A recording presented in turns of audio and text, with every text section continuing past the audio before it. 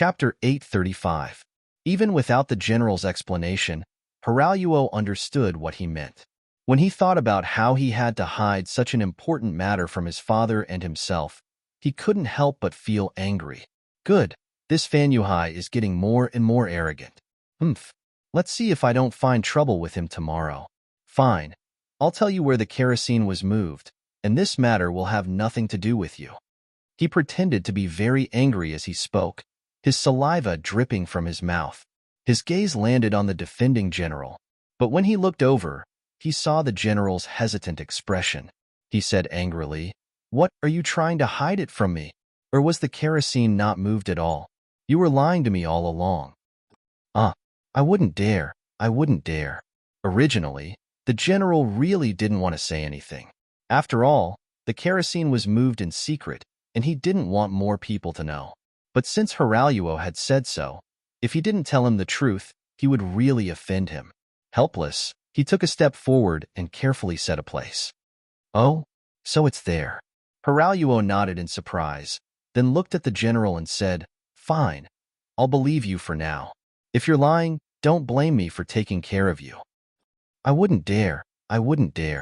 But young master, I'll have to trouble you not to tell anyone that I told you this. Otherwise, I'm afraid General Fan will beat me up." As he spoke, the general cupped his hands and begged for mercy. "Don't worry, I won't say that you told me. I'll just say that I found it myself. All right, I'm leaving." Hiraluo turned and left with Shou Ho and the other 4 guards. The general couldn't help but wipe the sweat from his forehead. This little ancestor was finally gone. Hiraluo's group of 5 quickly left the warehouse. When there was no one around, Shou Ho immediately asked, "Speak, where was the kerosene moved to?" At this moment, Hiraluo no longer looked as imposing as before. Instead, he looked like he was begging for mercy. "I can tell you, but can you promise to spare my life? Of course, as long as we see the kerosene, I won't kill you. I've already sworn." Skinny Monkey chuckled. Hiraluo let out a sigh of relief at the thought of an oath. "The kerosene has been moved to a ruined temple in the south of the city. I'll take you there now." Fan Yuhai had once used fire to burn down the mercenary army and obtained a great victory. However, he also knew that this thing was a double-edged sword. It could hurt others, but it could also hurt him. Therefore, the location of the kerosene was constantly changing. Apart from the soldiers guarding the kerosene, no one else knew where it had gone. Originally, this was to prevent the mercenaries from setting the place on fire, but unexpectedly, the mercenaries still found the place. Taihu was indeed very careful. Although he thought that the warehouse might be where the kerosene was stored, he didn't dare to fully believe it until he saw it with his own eyes. Who would have thought that he was right to be careful? Not long after, Hiraluo brought Skinny Monkey and the others to the ruined temple. There was indeed a group of Mongol soldiers guarding the place, but they were all hidden in the shadows. If Hiraluo didn't appear here, they wouldn't have come out so easily. However, no matter where it was proven that Hiraluo's name was strong enough. Perhaps this also proved that the Mongol army's management was flawed. In any case, no one dared to offend him. They allowed him to enter the temple and take some oil before leaving in satisfaction. Inside the temple, Skinny Monkey saw over 100 barrels of oil placed here. After a certain distance, he revealed his original appearance. "All right, I'll leave this place to you guys. I'm going to report the situation to Tiger Head. See you later." After saying that, Skinny Monkey quickly left. Hiraluo wanted to stop him, but another tall guard, nicknamed King Kong, stepped forward and blocked his way. "Kid, are you ready?" King Kong sneered as he played with a sharp dagger in his hand. Sensing danger, Hiraluo's face turned pale. What are you doing?" "He said he wouldn't kill me just now." "That's right, he won't kill you. Otherwise, he wouldn't have left so quickly. But I didn't say I wouldn't kill you, did I?" King Kong was still smiling, but the killing intent on his face was getting heavier and heavier. At this moment, his killing intent was revealed. He couldn't wait any longer. This person in front of him had caused trouble for the 6th young master more than once. In Wolf Fang's eyes, such a person deserved to die. You're despicable." Seeing that they were about to hit him while he was down, Hiraluo wanted to shout. Even if he died, he wanted to make some noise and attract attention. Unfortunately, his reaction was still a little too slow. The moment he opened his mouth, he felt a sharp pain in his chest. Then, all the strength in his body seemed to have been sucked out at this moment. With a face full of depression and regret, he ended his life just like that. Hiraluo was dead. After his death, Skinny Monkey quickly returned to the drunken pleasure house. He found Tai Hu and reported the new situation. He thought that it was a close call. Fortunately, he wanted to take a look. Otherwise, he was afraid that he would have made a big mistake. I already know what happened. Inform the brothers to stay away from the ruined temple and hide. Also, inform Captain Bai Zhua and the others that we will begin the operation in half an hour. The cold wind whistled. Although it was spring, the early spring in the grasslands was still very cold at night. Yang Chendong, who had just taken a nap, was woken up by the radio operator, Wang Shan. After reading the contents of the telegram, he laughed coldly and said, "Good. Tai Hu and the others have done a great service.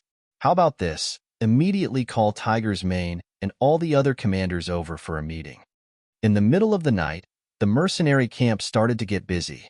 One by one, the commanders walked into their tents with faces full of suspicion. When they came out again, their faces were filled with excitement. Not long after, the entire camp started to move. However, this time, no one blew the whistle. The soldiers in their tents were all quietly woken up. The movements of the mercenary camp did not attract the attention of the enemy. This was also due to the tyrannical style of the reconnaissance unit. In order to ensure that they would not be attacked, they would usually place their sentries far away. Slowly, the Mongolian army had gotten used to it. Since they had no intention of attacking the camp, they retreated further and further, losing the ability to observe the movements of the mercenary camp at night. The half hour was about to pass.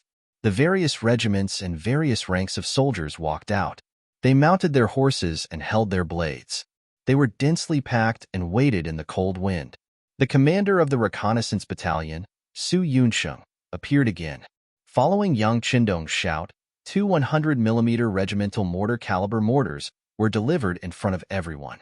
In order to deliver the 2 cannons, Su Yunsheng had personally escorted them. They had arrived 3 days later than the army, but it had to be said that the timing was perfect. "Get ready." Looking at the 2 black cannons, which gave off a chilling feeling, Yang Chendong lightly nodded his head towards Qiu Vi and Dao Xiao. These 2 captains had often followed him to test the cannons. Before he had an official artillery unit, they could be considered as qualified candidates. According to the target coordinates that they had obtained before, the 2 cannons were adjusted to the best position after being verified. Then, 2 shells were loaded into the barrels of the cannons. After that, the 2 captains turned their attention back to Yang Chendong. He took a deep breath. For tonight's counterattack, he had waited for 3 days. Of those 3 days, he had allowed the other party to insult and abuse him. Now, everything was about to end. From the time when Tiger's Mane and the others were burned to ashes to this time, only 11 days had passed. He was about to get his revenge. Fire! Under the gazes of all the soldiers, Yang Chendong's shout rang out. Following that, 2 intense and dazzling flames soared into the sky. They flew straight towards the ruined temple in Wandu City, which was tens of li away. The cannonballs flew across the night sky like shooting stars. This scene was seen by some of the Mongolian cavalry who were guarding the city. However, before they could react, 2 loud explosions rang out in their ears. Then, flames soared into the sky. Following that, explosions rang out one after another. The cannons bombarded the oil, causing a chain reaction. Flames soared into the sky and explosions rang out incessantly. Looking at this scene, Yang Chendong raised his hand and shouted, "Blow the bugle call. Everyone charge." Charge! The more than 10,000 mercenary cavalrymen couldn't wait any longer. With loud shouts, they galloped forward on their horses and charged straight ahead. The 2 remaining mortars adjusted their angles and aimed at the south gate of Wandu City and continued to fire. They wanted to clear a path for the mercenary soldiers. In the city, the loud explosions sounded like an earthquake. Khan Sud immediately put on his coat and rushed out of his room. He stared at the ruined temple in disbelief. His eyes widened as he thought to himself, "It's over, it's over."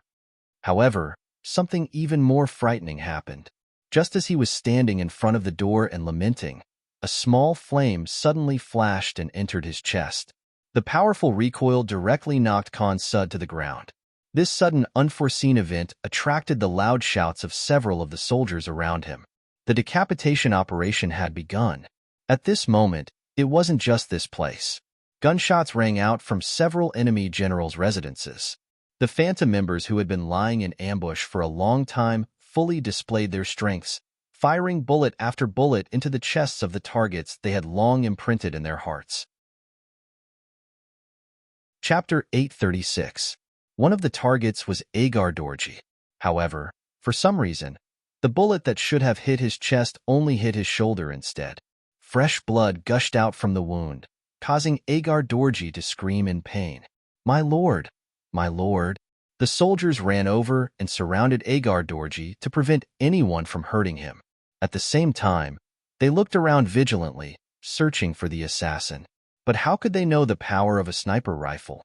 A sniper more than 1,000 meters away was already beyond their knowledge. How could they still find him? Not to mention, the city was already in chaos. This was the best cover for them. "Stop shouting. I'm not dead. Quick, inform the other generals. Retreat, retreat." Agadorji felt the pain coming from his right arm as he gave orders to his bodyguard beside him. "My lord, are we not going to defend the city?" One of the soldiers asked an idiotic question. "Defend my ass. Don't you see? The fire has already started. The people's minds are in chaos. The city cannot be defended." "All right, go inform the other generals. We are retreating in the direction of Guangwu town, quickly." After Agadorji shouted these words, he finally fainted from the pain. Following that, everyone was busy shouting. However, even at this time, there were still some bodyguards who didn't forget to go to the Drunken Joy Pavilion. They wanted to find the young master and let him take charge of the situation. However, the reality only proved that this was just a beautiful idea. Fan Yuhai was also attacked by the beheading operation. Regrettably, this person's residence was a little too remote. Perhaps because he was naturally vigilant, his surroundings were filled with his personal guards who had followed him since the Jiaoji period, making it impossible for Bai Zhuo to approach. In the end, he could only choose to set up an ambush at a distance of 1,600 meters. But to be honest, at such a distance, the effectiveness of a sniper rifle was very low. Captain Bai Zhuo was the one who personally carried out this mission. He knew that this person was the only one in the city who gave the sixth young master the most headaches. If he could kill this person, it would be his greatest achievement. Bai Zhuo held his breath and focused his mind. Even though the cold wind was howling in his ears, his posture did not change at all. He continued to stare at his target, waiting for the best opportunity to attack. Through the infrared scope, he saw Fan Yuhai get on his horse and lead a group of cavalrymen out of the courtyard. They headed straight for the main street, and the distance between them shortened. 1,000 meters, 800 meters, the best distance was only 500 meters. However, the best angle and opportunity to shoot did not appear. Fan Yuhai, who was surrounded by bodyguards, gave off a feeling that they did not know where to start. It seemed that no matter which shot was fired, it would be difficult to hit the target. Even if the shot was fired, it would be difficult to guarantee that the shot would hit the target while moving. Forget it. Bai Zhuo's heart sank again. He adjusted his target again. This time, he decided not to hit the man, but the horse. Relatively speaking, a horse's body was much larger than a human's, especially the pure black horse that Fan Yuhai was riding. Even on the battlefield, it was like a crane among chickens. When the target changed, it was quickly locked, followed by the sound of a gunshot. Bang! The sound of the gunshot was accompanied by the scene of the warhorse falling down and Fan Yuhai flying up. Taking advantage of this opportunity, Bai Zhuo shot again, but unfortunately, because he was too anxious, this shot did not hit the target, but hit a bodyguard. Blood splashed, and the bodyguard fell to the ground and died. In exchange, other people shouted to protect the general. Bai Zhuo quietly took advantage of this chaos. The sniper's rule was that once the shot missed, they must withdraw immediately. Otherwise, it would not be him sniping others, but others would snipe him. General Lu Duo, who was in the team, immediately came to Fan Yuhai, who fell to the ground. He saw that the general's face was covered with mud and snow, and even one of his front teeth was knocked out. Blood flowed from the corner of his mouth. He exclaimed, "General, are you okay?" "I'm fine." He felt pain all over his body, but fortunately, every part of his body was still intact, so he was relieved. However, when he thought about the battle before him, he still said to Lu Duo, "Quick, immediately cover the retreat. Find Khan Sud and follow him out of Yundu City. We can't stay here any longer." At this moment, Fan Yuhai's heart was filled with too much unwillingness. Over the past 2 days, his reputation in the army had increased day by day, and the morale of the army had also increased step by step. He was the first person to face the god of war and not admit defeat. He even shouted at the other party to retreat. Because of this, he had become a hero in the eyes of some people. If he had a few more days, he would have even made up his mind to go all out and fight to the end. Unfortunately, Yang Chendong wasn't a person who didn't fight back. He finally started to fight back, and it was so fierce. The explosion of crude oil caused a big fire and panic in the city. The south gate was blown open, and the defense of the city was no longer foolproof. Now that he was injured, although his life wasn't in danger, he had lost the ability to move freely for a short period of time. Under such a disadvantage, he was afraid that he could only abandon the city. However, he knew that his battle with Yang Chendong wasn't over. This was just the beginning of the grassland. Of course, because of the lack of information, he didn't know that Khan Sud, Agadorji, and some other generals had been shot. If he knew, he would have given the order to retreat even more decisively. Lu Duo had always been by Fan Yuhai's side. Since the time in Jiaoji, he could see that his general was extraordinary. Facts had proven that no matter how many times others had been defeated by the mercenaries, even if their countries had been destroyed and they had lost their lives, General Fan had always protected himself well. Just this point alone was enough to earn Lu Duo's respect. Now that the general had given the order, he would definitely do his best to carry it out. After agreeing, he ordered someone to pass on the order. Then, he found a large wooden plank and placed Fan Yuhai on it, before leaving with his head held high. At the east gate of Wanda City, there were a few gaping holes in the walls. Following these holes, the mercenaries easily entered. What followed was a battle cry that shook the heavens. The 2,000 Mongol soldiers that were in charge of defending this area became the first target. Over 10,000 Mongol soldiers came from different directions like a tornado. Even a man and a blade wasn't something that these 2,000 Mongol soldiers could withstand. Very quickly, this army was swallowed up by the flood of horses. After successfully entering the city, they could see many Mongol soldiers on horseback searching for their troops. When these people saw the mercenaries charging into the city, they immediately scattered and wanted to leave. However, in front of the mercenaries who had a plan in mind, their actions were laughable. When the first regiment had their own mission, they only needed to follow the orders. As for the Mongol soldiers blocking their way, they could just casually kill them. Regiment after regiment of mercenaries entered the city, and the independent division led by Tiger Mang set their sights on Sud Khan, who was constantly running away. When the scouts reported that a large group of Mongol soldiers was retreating towards the north of the city, he immediately made a decision and led a division of cavalry to chase after them. The previous defeat had always been a pain in Tiger's man's heart. Originally, he wanted to perform better, but he never expected that he would be defeated in the end. Although the sixth young master did not punish him for this matter, and did not even say a harsh word, he knew in his heart that the young master must be disappointed in him. When one made a mistake, it wasn't something that could be fixed with just a sentence. What Hu Meng wanted to do was to establish a new merit and prove his worth once again. This time, after hearing the direction that the Mongolian cavalry fled in, he sent a personal guard to inform the sixth young master. Then, he led his men and chased after them. Tiger's man wanted to wipe away his shame, and this time, he was really going all out. He ordered his soldiers to place their excess equipment outside and left a battalion of soldiers to guard it. Following that, he took back the horses of this battalion. He wanted to increase the speed of his troops to the maximum and wanted to catch up to the escaping enemy. Tiger's man left the city. Even though the independent division wasn't fully replenished after the previous battle, Tiger's man didn't hesitate at all with 5,000 soldiers. He knew that the time to beat the drowning dog had arrived.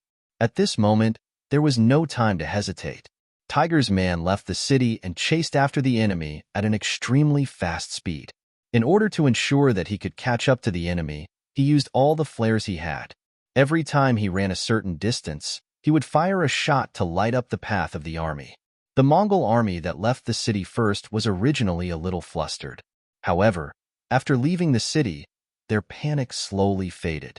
Although the mercenaries had caught them off guard, and even Sudkhan, Fan Yuhai, and a few other generals were injured or killed, they still had their own advantage. That was that their numbers were still many times that of the enemy. Based on this, as long as the mercenaries weren't stupid or crazy, they definitely wouldn't chase after them. When more and more people had such thoughts in their hearts, suddenly, the scouts behind them sent news that they had discovered a large group of mercenaries following them. Many of the generals were stunned. Did these mercenaries not want to live anymore? Weren't they afraid that they would die if they chased after them? General Chun, I'll give you 3,000 cavalrymen. Stay behind and bring up the rear. Remember, it's best if you can take down the enemy. If you can't, delay for a while before leaving. Lu Duo, who had temporarily taken over Fan Yuhai's position, said to one of his subordinates. General Chun was asked to stay behind. Although he had a bitter expression, he knew that he couldn't disobey orders. He could only nod his head and leave with 3,000 cavalrymen. The Mongol army continued to retreat. Lu Duo looked at the dark sky and hoped that the sun would rise. As long as the sun rose, he would be able to clearly see the actions of the mercenaries. He wouldn't give them any chance to launch a sneak attack. If they did well, it wasn't impossible for them to counterattack. Chapter 837. General Chen led the 3,000 cavalrymen back and coincidentally bumped into Tiger's mane. Just as he got into position and raised his saber to kill, a white light suddenly flashed in front of his eyes. The strong light made him unable to open his eyes for a moment. Fortunately, this feeling disappeared quickly. However, before the light disappeared, his eyes couldn't help but twitch because he seemed to see the cavalrymen on the other side raising their spears, and then, there was no then. The 6 battalions of musketeers used the flare to lock onto the approximate location of the enemy. Then, gunshots rang out and the Mongolian cavalrymen, who were still in a daze, were shot off their horses one after another. When the distance was less than 500 meters, the power of the Type 81 assault rifles had already exceeded the imagination of some people. After the gunshots, there was the sound of war horses galloping on the ground.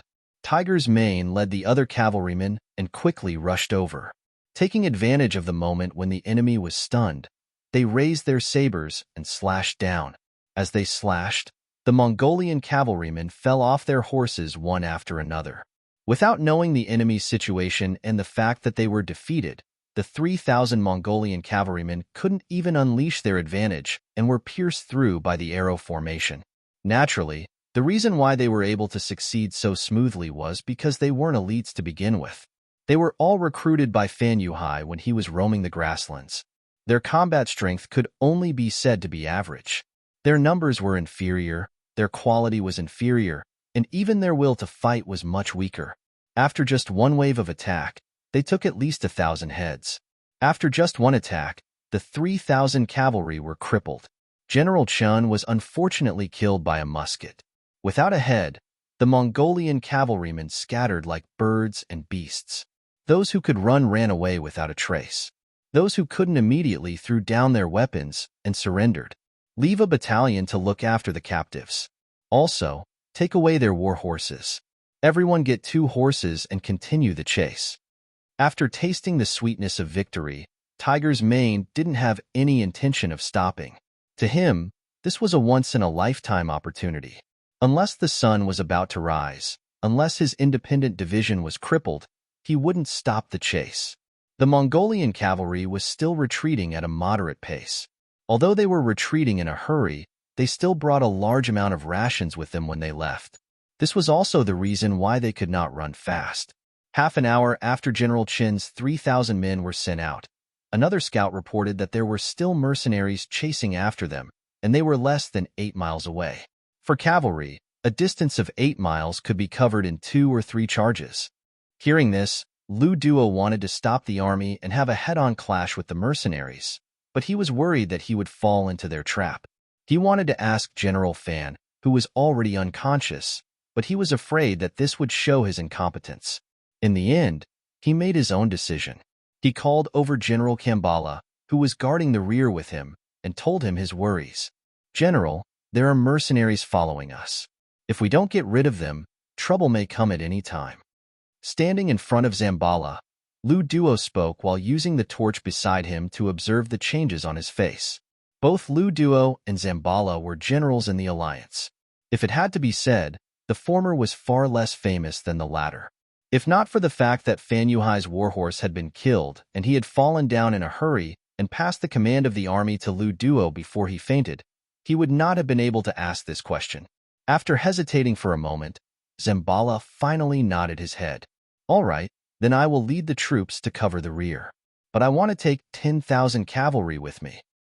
Okay. When it was Lu Duo's turn, he did not hesitate at all, as if he already knew that there would be such an outcome. Seeing Lu Duo agree so quickly, Zambala did not have anything to worry about. The mercenaries only had 10,000 men. With these 10,000 men, he naturally did not have anything to worry about. In the blink of an eye, Zambala had gathered the 10,000 cavalry that originally belonged to him. These were all the elite forces of the Mongol desert. With these, there was nothing to be afraid of. Zambala led the army and left. After Lu Duo sent them off, he turned to the army and said, "Let's go too." Then he rode his horse towards Fan Yuhai. Fan Yuhai, who was under the protection of a group of personal guards, was still lying in a carriage with his eyes closed. Even when the army left the city, there were still people who saw him. Everyone knew that General Fan had been attacked and fell off his horse. Naturally, they thought that he had been shot like Suda Khan. But when Lu Duo rode his horse over, the carriage's curtain was opened from the inside. Lu Duo's figure also entered the carriage. "General, are you all right?" After entering the carriage, Lu Duo asked with concern. "I'm fine. It's just a tooth. There's no problem." Fan Yuhai smiled confidently and then asked, "How are things?" "General, everything has been done according to your orders. You really have great foresight. The mercenaries really did chase over. I first sent General Chun, who was close to the Mongol army, out. As expected, he was not a match. Then, Zambala brought 10,000 troops to cover the retreat." Lu Duo looked at Fan Yuhai with admiration, as if he was looking at a god. The god of war was indeed admirable. He could always turn something rotten into something magical. But Lu Duo still thought that their general was not bad. He also had great foresight. If it wasn't for the fact that the general's starting point was too low and he couldn't make many decisions, if they really had the same number of troops, it would be hard to tell who would win. Just like now, the general was just taking advantage of the situation and beating them at their own game. This solved the biggest problem in front of them. One was General Chun, who had betrayed them. The other was General Zamubala, who was by Suda's side. As long as these two died, not only would their internal problems be solved, they would also have one less enemy. This would be a great help for them to take over the Mongol forces in the Gobi Desert. "I'm not worried about you." "Oh right, go and inform Zhang Ming. Tell him to protect Suda Khan. At this time, nothing can happen to him. Also, I heard that gunshot wounds are hard to treat. Is that true?" Fan Yuhai nodded calmly. He had used the opportunity of being ambushed to do this. It could be said that he had turned a bad thing into a good thing. In reality, he had never thought that he could rely on this alliance to defeat Yang Chendong. Or rather, in front of a strong force, he had never thought of doing anything to the mercenaries. Therefore, he had not tried his best in this battle. Everything was waiting. He believed that the god of war was not a normal person. He must have his own plans for appearing so suddenly. As expected, the facts had proven everything. The city was on fire and the army was in chaos. The east city gate was broken and the enemy had invaded the city. The series of attacks made Fan Yuhai speechless. At the same time, he used the opportunity to achieve his own military goals. This was the nature of a fierce and ruthless person. As long as it was beneficial to him, he would do it. As for emotions and allies, he could throw them all to the back of his mind. Only benefits were what he pursued and needed. Understood. Hearing Fan Yuhai say that gunshot wounds were hard to treat, Lu Duo understood that it would be very difficult for Khan Sade to recover.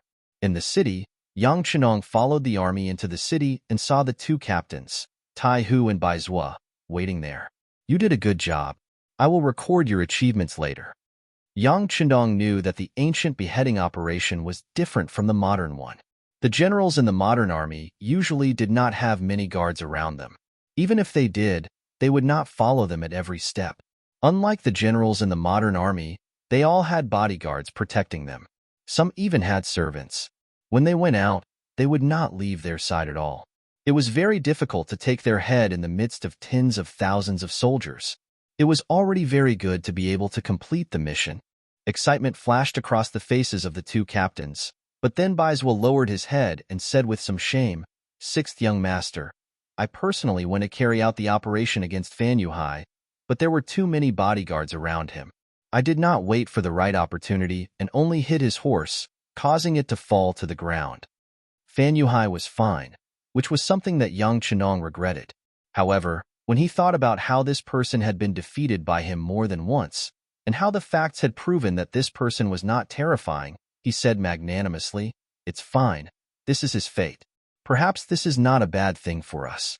But next time, we won't be so lucky. Next time, we definitely won't let him escape." After hearing the encouragement, Baizwa said with a very firm attitude. This time, he had also hardened his heart and strived to achieve great merit when he had the chance. At this moment, one of Tiger's Mane's bodyguards came 5 meters in front of Yang Chendong, dismounted and saluted. "Sixth young master, our division commander led the army to pursue the enemy." Oh, Yang Chendong's eyes flashed. He could understand Tiger's Mane's feelings.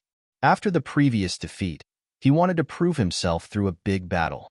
Now that the enemy had fled in panic, it was indeed a good opportunity to pursue. However, when he thought of Fan Yuhai's various methods, he was still a little worried. He looked at the captain of the 1st Guard Squad, Chiu Vi, and asked, "Have all the regiments reported their positions? Who is the closest to the independent division?" Reporting to the 6th young master, the 1st Regiment of Tatar Cavalry is killing the enemy outside the city. There is also the Ferocious Tiger Regiment and the 1st and 2nd Regiments of Cavalry in the city. Good. Immediately inform Commander Su He. Tell him to put down the matter at hand and use the fastest speed to chase after the independent division and provide support. Also, inform the Ferocious Tiger Regiment and the 1st Regiment of Cavalry to follow us to the north. He knew that a thin camel was bigger than a horse. Once the Mongol tribes in the north stabilized their morale, the independent division would not be able to defeat them. Chapter 838. After the order was given, other than the 2nd Cavalry Regiment, the other regiments and battalions followed Yang Chendong to the north of the city. At this moment, 100 miles away from the north of the city, Tiger's Man's independent regiment had clashed with Kambala's 10,000 cavalry, and a huge battle had begun. When two armies met on a narrow path, the courageous would win. After the two armies unexpectedly met on the battlefield, without the slightest bit of nonsense, the two sides fought together. Gunshots, shouts, and roars mixed together. No matter if it was Tiger's Man or Kambala, they were both very prideful people. Since they started fighting, they would not back down easily. Just like how a mountain could not contain two tigers, only one person could stand on the battlefield. First, a series of gunshots rang out, killing hundreds of enemies in the dark night, and the distance between the two sides was pulled closer. Withdrawing 6 battalions of musketeers, Tiger Brilliance led the other 8 battalions of cavalry to personally lead the charge, becoming the tip of an arrow as they charged towards the enemy formation. In the dark night, in order to see the situation around them clearly, both sides had no choice but to light up their torches. From afar, the battlefield looked like a walking fire dragon, majestic and shocking. In terms of military strength, Tiger's Edge was still at a disadvantage. He only had a little more than 3,000 men, but he had to fight with 10,000 cavalrymen. However, that didn't mean that he would lose. With his strong fighting spirit and the constant harassment from the 2,000 musketeers, he wouldn't show any signs of defeat in a short time. Both sides fought together, and from time to time, there would be warriors falling off their horses and dying. It was not the arrow that pierced into the Mongol cavalry and dealt them heavy damage, but it was the arrow that was completely surrounded by the enemy's forces, and in the end, when there was only one person left, all of them would die. The cruelty and mercilessness of the battlefield was vividly displayed at this moment. In less than an hour, both sides had paid a heavy price. Slowly, the advantage of the Mongol cavalry's numbers was revealed. This time, Kambala had brought elite cavalry. In terms of fighting ability and individual strength, they were only slightly weaker than the independent regiment. This could be made up for by the advantage in numbers. Luckily, when the independent regiment was struggling, the 1st Tatar Cavalry Regiment arrived. Regiment Commander Suhi shouted, and fresh troops entered the battlefield. The addition of this new force caused the tilted battle platform to become more balanced. Seeing more and more mercenaries, Kambala's mood also changed. His mission was not to destroy the mercenaries behind him, but to block them and buy time for the main force to retreat. Now, it seemed that more than 2 hours had passed, and the sun was about to rise. His mission was complete. Even if he retreated now, no one could blame him. At this moment, he was thinking about retreating. Ming seemed to have seen through Zamubala's thoughts. How could he be willing to give up? It was not easy for him to seize this opportunity. He would definitely not let the other party escape. After giving the order, the entanglement became even more intense. It was as if they were both in the same boat. As the battle continued, the disadvantage of the Mongol cavalry became more and more obvious. They were elites, but this battle was not to attack, but to stop the enemy. It was the same as them using their lives in exchange for others to escape. It was impossible for them to not be angry. This kind of battle was not what everyone liked. If they won, they would only complete a military mission. If they lost, they might lose their lives. It was really not a good job. In the beginning, they had the advantage, so it wasn't a big deal. But now, their advantage was getting smaller and smaller, and the sun was about to rise. Once the main force of the mercenaries caught up with them, wouldn't they all be wiped out here? Everyone was selfish. The cavalry who did not want to die started to find a chance to retreat. Facing the attacks of the mercenaries, they did not resist as fiercely as before. The morale of the troops was obviously shaken at this moment. As the main general, Kambala was naturally deeply affected. He could understand the mentality and situation of the soldiers, so he did not blame anyone. He steeled his heart and decided to abandon the 1,000 cavalry to stop the mercenaries while he led the main force to escape. He even had the thought of cutting off his own losses. But before he could think about it, a large number of torches appeared in the west and were quickly moving towards the battlefield. Just based on the direction, it should be the main force of the mercenaries. At this moment, he did not give Kambala any more time to think. He turned around and fled. As he retreated, he shouted for the other cavalry to retreat with him. The mercenaries' reinforcements had just appeared. If they escaped now, they still had a chance. But the moment they were surrounded, they would not be able to find a way out. Zamubala decisively chose to retreat. He didn't even have the time to arrange who would cover his retreat. He wanted to seize every minute to escape. However, he also didn't think about who his opponent was this time. Even if Yang Chendong arrived with his troops, how could he let the fat meat in his hands escape? Long before he appeared, he had already arranged for the leader of the ferocious tiger regiment, Xiao Feng, to circle behind them and set up a formation. The predecessor of the ferocious tiger regiment was the Cold Vanguard regiment. The old soldiers were not only equipped with the 95 style, they were also equipped with 7 steel crossbows. No matter if it was close combat or long range, they could be called the king. With such an elite army placed there, how could you escape just because you wanted to? Kambala did not know this. But very quickly, he realized that the situation was not right. The retreating army continued to fall on the path of the charge. The continuous firing of the muskets was like firecrackers being lit. It continued to ring out. Every time a bullet was fired, there would be a cavalry soldier falling off his horse. Stop the charge. Seeing the continuous casualties, Kambala finally knew that his path of retreat was cut off. Since that was the case, he turned his horse around and decided to fight to the death with the mercenaries. Compared to the unknown path ahead, it was better to turn back and fight the mercenaries head-on. If he was lucky, he might be able to kill his way out. Even if he was unlucky, he might be able to kill 2 more enemies. Kambala turned his head and launched a counterattack. His horse galloped forward. He had the idea of charging forward recklessly and fighting his way out. However, his luck was too bad.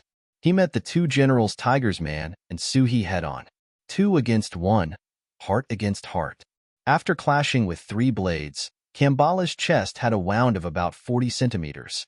Fresh blood quickly flowed out from the wound.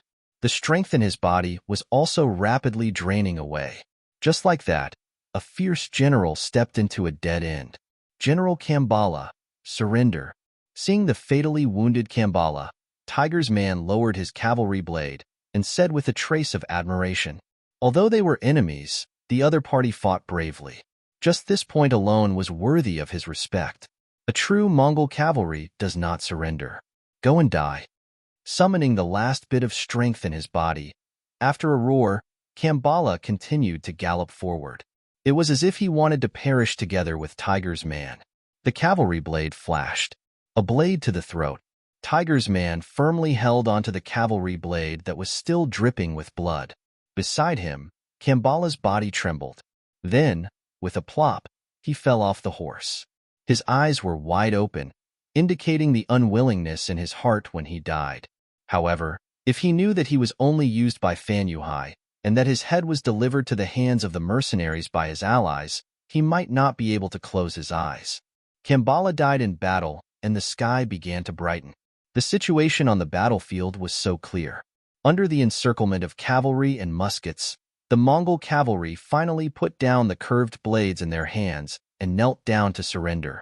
This battle was not bad, seeing that at least 4,000 Mongol cavalry were captured, and they were the elite type. Yang Chendong revealed a gratified expression when he looked at Tiger's Man. Before, he was really worried that after the last battle, Tiger's Man's fighting spirit would be shaken and he would be afraid. Or if that was the case, he could only keep this person by his side and do some things that he could do. Fortunately, he did not disappoint him and his might did not decrease. After being praised by Yang Chendong, Tiger's Man's tiredness immediately disappeared. He opened his mouth and laughed. With these words, everything was worth it. Okay, the independent division will stay and clean up the battlefield. The other regiments will follow me back to Wandu City. There is still a big battle waiting for us. Yang Chendong stretched out his hand and patted Tiger's Man's shoulder. He turned around and shouted to the other regimental commanders who had gathered. While he was on his way to help Tiger's Man, the 2nd Tatar Cavalry Regiment had sent news that they had surrounded Agadorji and his 10,000 men in Guangwu City, which was not far from Wandu City. This news almost didn't make Yang Chendong turn around. He knew that rice had to be eaten one bite at a time. In the end, he decided to help the independent division solve the problem first before going to Guangwu City to help. Considering that he only had 1 regiment and it was not a full regiment, he was afraid of losing the situation. He also ordered Luju's 2nd Cavalry Regiment, who was cleaning up the battlefield in Wandu City, to send a battalion to help. He also arranged for the reconnaissance battalion, Su Yunsheng, to bring reinforcements. Now that the matter here was finally solved, it was time to go to Guangwu City to take a look. To tell the truth, this time's decision was somewhat beyond his expectations. Before the battle, he had only given orders to the regimental commanders to act according to the circumstances. He did not expect that his regiment could actually blast 10,000 enemies into Guangwu City. Speaking of which, this decision was not a coincidence, but a manifestation of his own superior wisdom. After receiving the military order, he took the 2nd Tatar Cavalry Regiment, which only had 2,000 men, into Wandu City. He sent people to inquire about the situation in the city. With the help of the reconnaissance battalion, he learned that Agadorji had left through the west gate. He also learned that this person had been shot in the shoulder and was afraid that he would not be able to move quickly. After that, a bold idea was born in his mind. Chapter 839. After Shobai gave the order, a rumor spread that Sud Khan and Fan Yuhai had been ambushed and their lives were in danger. Many of the Mongol soldiers had already surrendered to the mercenaries. At the same time, he ordered his soldiers to hold 4 torches each and chase after the Tatar army under the cover of the night. As soon as the rumor spread, the scout at the rear reported it to Agar Dorji, who was fleeing in the carriage. The gunshot wound on his shoulder was no longer bleeding, but the bullet had not been removed. Every time he moved, he would feel excruciating pain. But when he heard that Sud Khan and Fan Yuhai were in trouble, he could not help but laugh to the sky. Ha ha, good, very good. They are in a worse situation than me. There was a saying that when you were down on your luck, all you needed to do was to find someone who was even more unlucky than you. Then, your mental state would immediately be balanced. Agar Dorji, who was laughing, had an ugly expression on his face.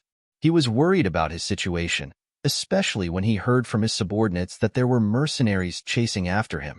They didn't know how many of them there were, but they estimated that there were about 7,000 to 8,000 of them based on the number of torches. Agar Dorji's expression became even more bitter as he thought that the main force of the mercenaries was targeting him.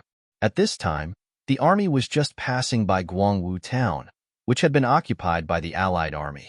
Seeing the city in front of him, he did not want to be ambushed by the mercenaries. He ordered his soldiers to enter the city and use the city as a base to defend. When the army entered the city, the 4 gates were quickly closed. Only then did Shobai feel relieved. If the enemy did not pay attention to him, then with his 2,000 men, he would not be able to stop the army and create enough time for the main force to surround the town.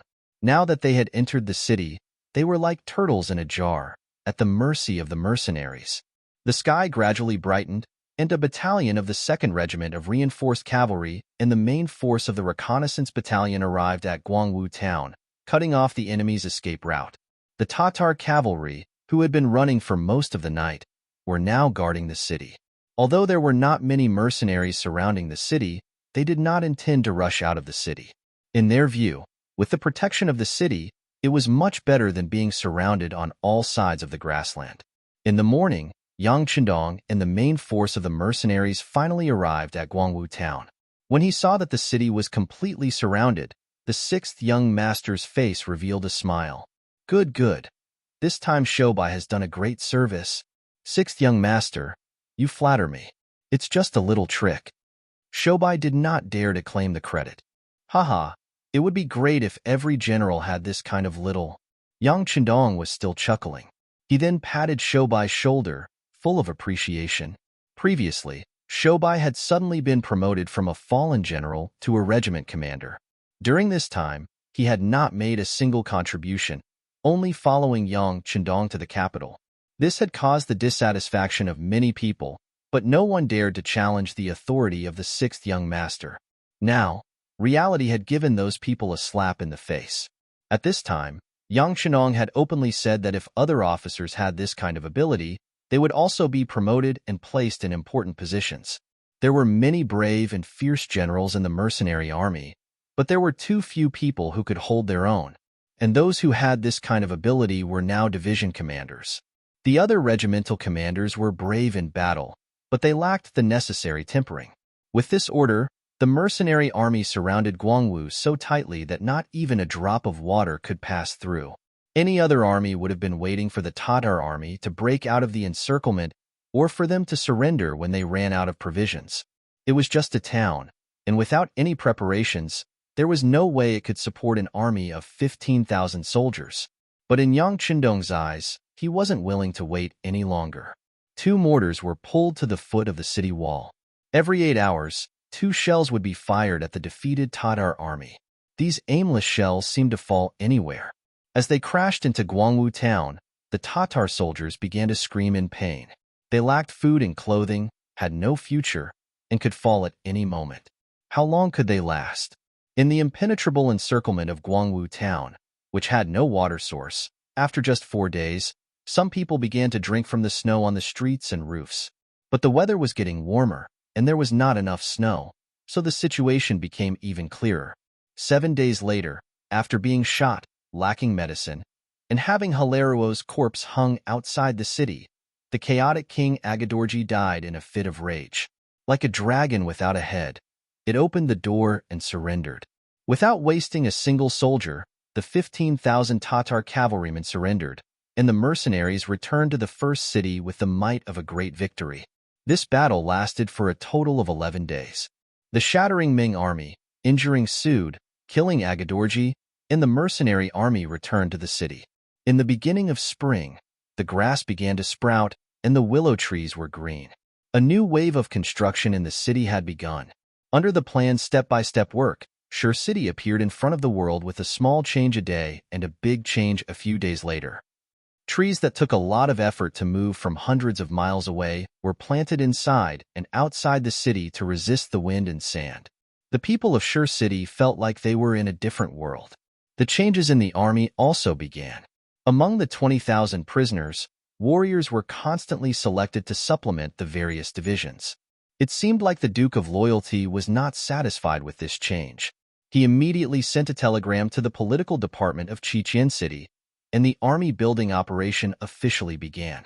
The commander of the First Army on the Sea was decided, and as expected, it was Gao Xiong. A shining golden badge was worn on his body, and the order to promote him to Major General was given. The new army on the land, the choice of commander was out of everyone's expectations, but everything was within reason. The commander, Tiger's Mane, was not the Long Song that everyone had imagined.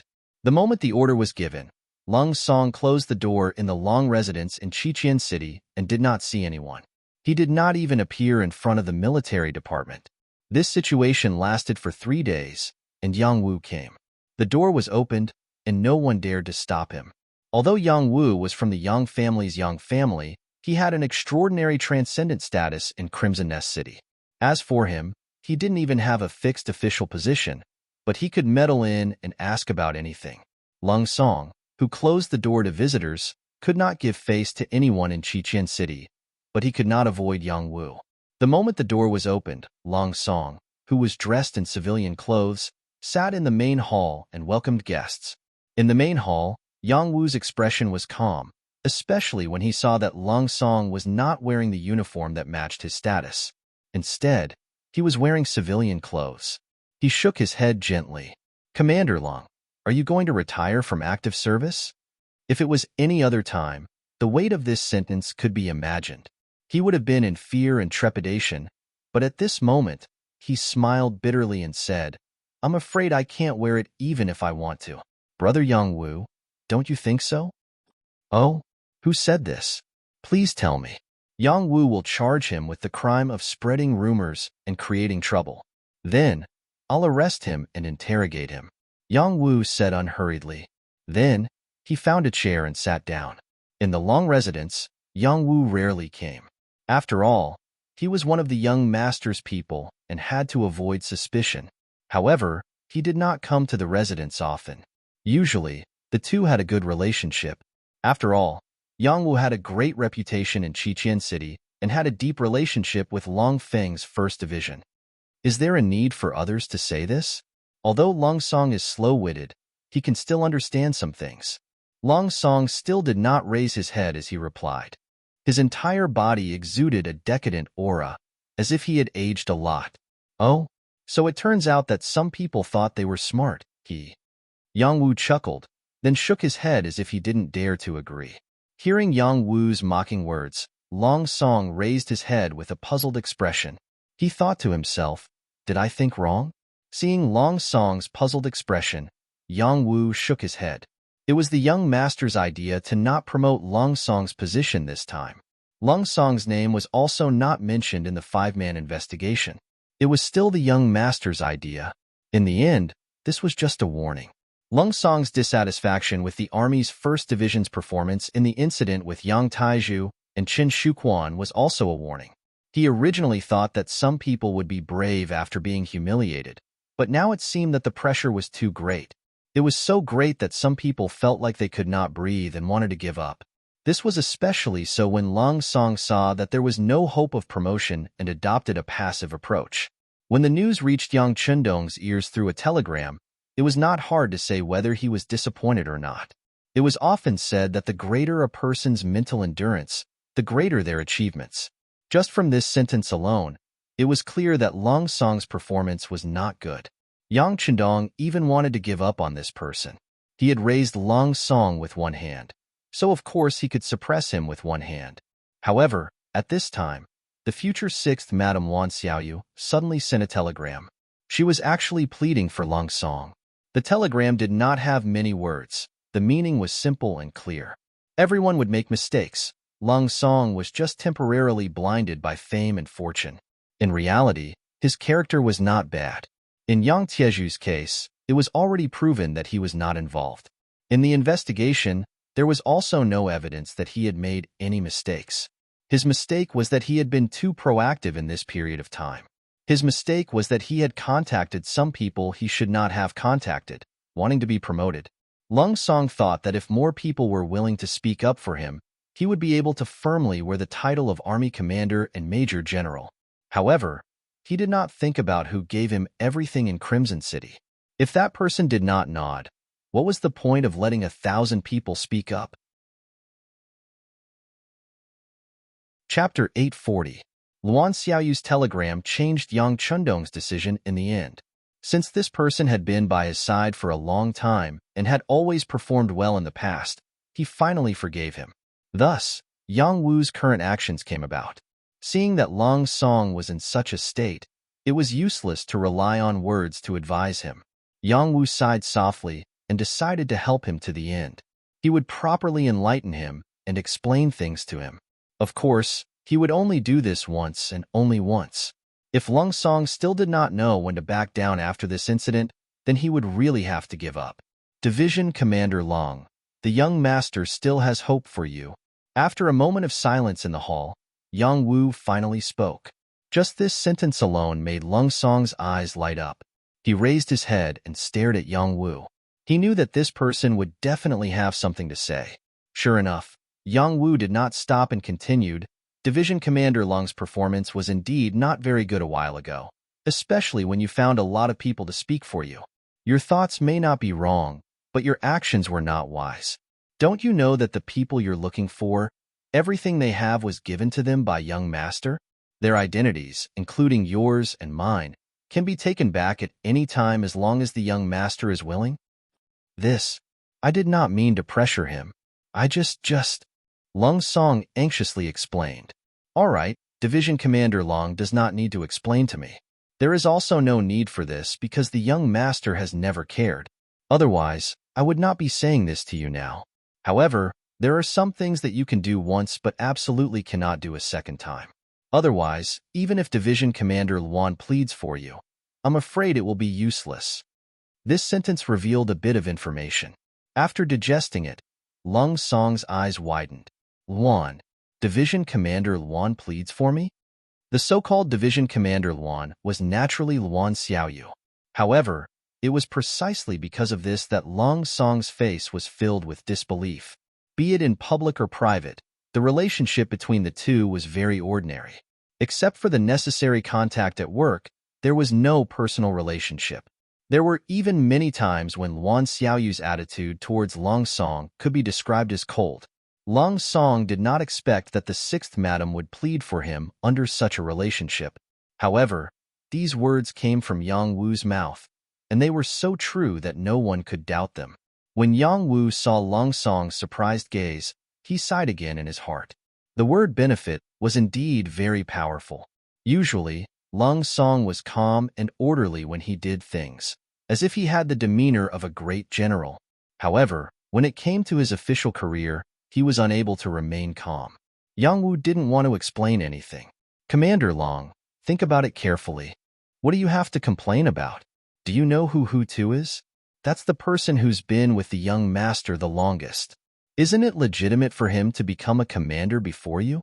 Zai Zai, did you not hear the order of the political department? Hu Tu is the commander of the new army, and Gao Xiong is the commander of the 1st Marine Army. Lung Song was puzzled at first, but it didn't take long before his expression began to change. They were both commanders, and since there was the 1st Sea Army, then the Ground Army should also be the 1st Land Army. But why was it the 1st Army of the Ground Army? This didn't seem to make sense. The surprise on his face became more and more intense. Yang Wu had already stood up. Commander Long, you can choose for yourself where to go. By the way, You don't have to thank the sixth madam. As long as you work hard, that will be the greatest gratitude. Yes, this is what the sixth madam said herself. After saying this, Yang Wu did not wait for Long Song to speak again. He had already stood up and left, leaving behind a graceful and elegant background. Long Song did not send him off. Instead, he sat on the chair and pondered for a long time. No one knew what the result would be except for himself. However, early the next morning, Long Song reported to the military headquarters in his military uniform. Everything was back on track again. If there was any change, it would be that he worked harder and was more self-disciplined than before. In Crimson City, Yang Chendong reported Long Song's recent changes through a telegram. After reading it, he sent the telegram back to Beta Persei. It's not hopeless. Young master, you must not be angry for others. Beta Persei, who knew about this matter, took the initiative to lead the conversation in another direction after comforting him. Young master, who too is getting more and more depressed. The people below are very afraid of him. Yes, Tiger's mane has indeed changed a lot. However, this is not a bad thing. When a person's position is high, he understands that it's lonely at the top. Naturally, he can't be like before. Yang Chendong nodded. Ever since Tiger's mane was promoted to the commander of the new army, he had indeed changed a lot. In short, he smiled less, spoke less, and looked more depressed. Of course, it could also be said that he had become more mature. In less than half a year, he had been promoted from the leader of a regiment to the commander of an army. It could be said that he had been promoted on the front lines. During this time, he had been proud, lost and won battles, until now, he had slowly become more mature. It could be said that all of this was forced. The culprit was Yang Chendong himself. The incident between Yang Taizhu and Qin Shuquan was a wake-up call for him. If it was not for Yu Mian's accidental appearance, the problem would not have been exposed. He could not even imagine the extent of the destruction. Now that he looked back at the cause and effect of the incident, these two people were guilty, but what about the others in Crimson City? Including himself, did he not have any responsibility at all? At the same time that he gave others power, he did not teach them how to use this power well, nor did he have enough supervision measures. It was fine if there was no problem with this kind of power, but once there was a problem, it would be a big problem that might involve himself. After the previous experience, Yang Chendong would undoubtedly be more careful when using people. This time, he did not promote Long Song to the position of commander, but instead promoted Tiger's mane by 1 rank. Of course, through this matter, Yang Chendong was also telling the officials in Crimson City that there were some things that only he could decide. What should be given to you will be given to you. If you didn't want to, no matter how hard you tried, or how many people you secretly gathered, it would be useless. At the very least, before Yang Xie was completely strong, this rule would not be changed. Yang Chendong thought in his heart. Speaking of Tiger's mane, he had followed him since he was young, and was the one who would not go against his will the least. This kind of person, with experience and ability, why couldn't he be promoted to commander first? It was just that with Yang Chendong's actions, the one who suffered was Tiger's mane. He felt an enormous pressure. Especially for him, who had just suffered a huge defeat, the pressure was even greater. At the same time that he carried the heavy responsibility, the pressure came with it. All the changes in Tiger's mane were within Yang Chendong's expectations. But at the same time, this kind of change was delightful, because it proved his growth, proved that Tiger's mane was moving from an intermediate officer to a senior officer. As long as he could get through this, it would be much smoother for him when he did things in the future. Let's go and take a look at the new army. Yang Chendong stood up. Since he had chosen to put the heavy responsibility on Tiger's mane, he naturally wouldn't just move his mouth. When it was time to put in effort, he would put in effort. The new army's barracks were still the same as the old barracks 10 miles outside the city. The only difference was that they had heavier responsibilities. Since it was called an army, there would naturally be divisions under it. The new army had 3 divisions, 3 regiments, and 1 battalion. The 3 divisions were the Independent Division, the Tatar Division, and the Recruit Division, led by Xian Honghai, Su He, and Lu Zhua. Tiger's mane was the commander, and Shibi was the deputy commander. The 3 regiments were the Heavy Cavalry Regiment Commander Zhue Feng, the light cavalry regiment commander Ma Xiangshan, the direct cavalry regiment commander Deng Yu, and the reconnaissance battalion commander Ding Shan. Among them, the divisions had 15 battalions plus one direct cavalry regiment, totaling 6,100 people. The regiments had 5 battalions, totaling 2,000 people. The reconnaissance battalion had 5 companies, totaling 500 people. The 3 divisions, 3 regiments, and 1 battalion had a total of 24,800 people. On the surface, other than wind-chasing wolf, everyone had been promoted, especially Shibi, who had soared to the sky in one step. He had been promoted from the regimental commander to the deputy commander. That was a big step, but in fact, Wind-Chasing Wolf was leading a heavy cavalry regiment.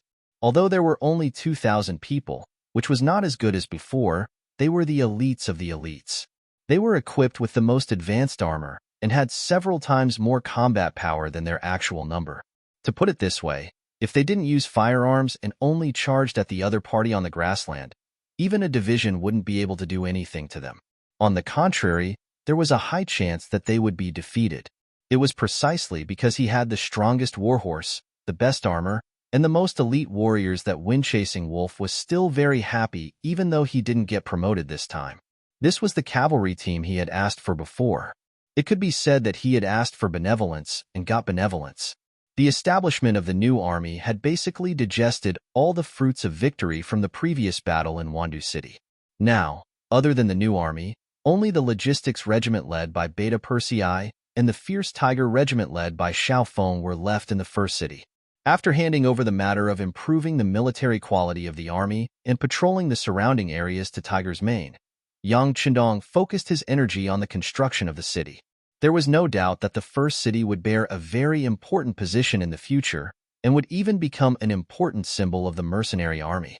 The planning and construction of the city were the most important problems. There were many things that even Yu Mian himself couldn't do. It was only the 6th young master who did it personally. Just as Yang Qindong's attention shifted from the war to the construction of the first city, the Ming army in Tulu City, which was 800 miles away, finally began to move. Chapter 841. Spring had arrived. The ice and snow had melted, revealing the green grassland. The grassland was full of life. At the same time, it also represented the beginning of the war. Without the shackles of snow, the grazing season was about to arrive. Resources became the most important thing in everyone's eyes. How to have a better performance and change in the new year became a problem that everyone had to consider. As the commander of the Wangquan Metropolitan Department, Shi Wanshan's days in the Xian Mansion had been very comfortable recently. Unlike Sun Hong, who faced the wall as leader, Yes Hin, and had a lot of pressure, the Xian Mansion, which bordered the mercenary forces, had good politics and people. The hearts of the soldiers and the people were very stable.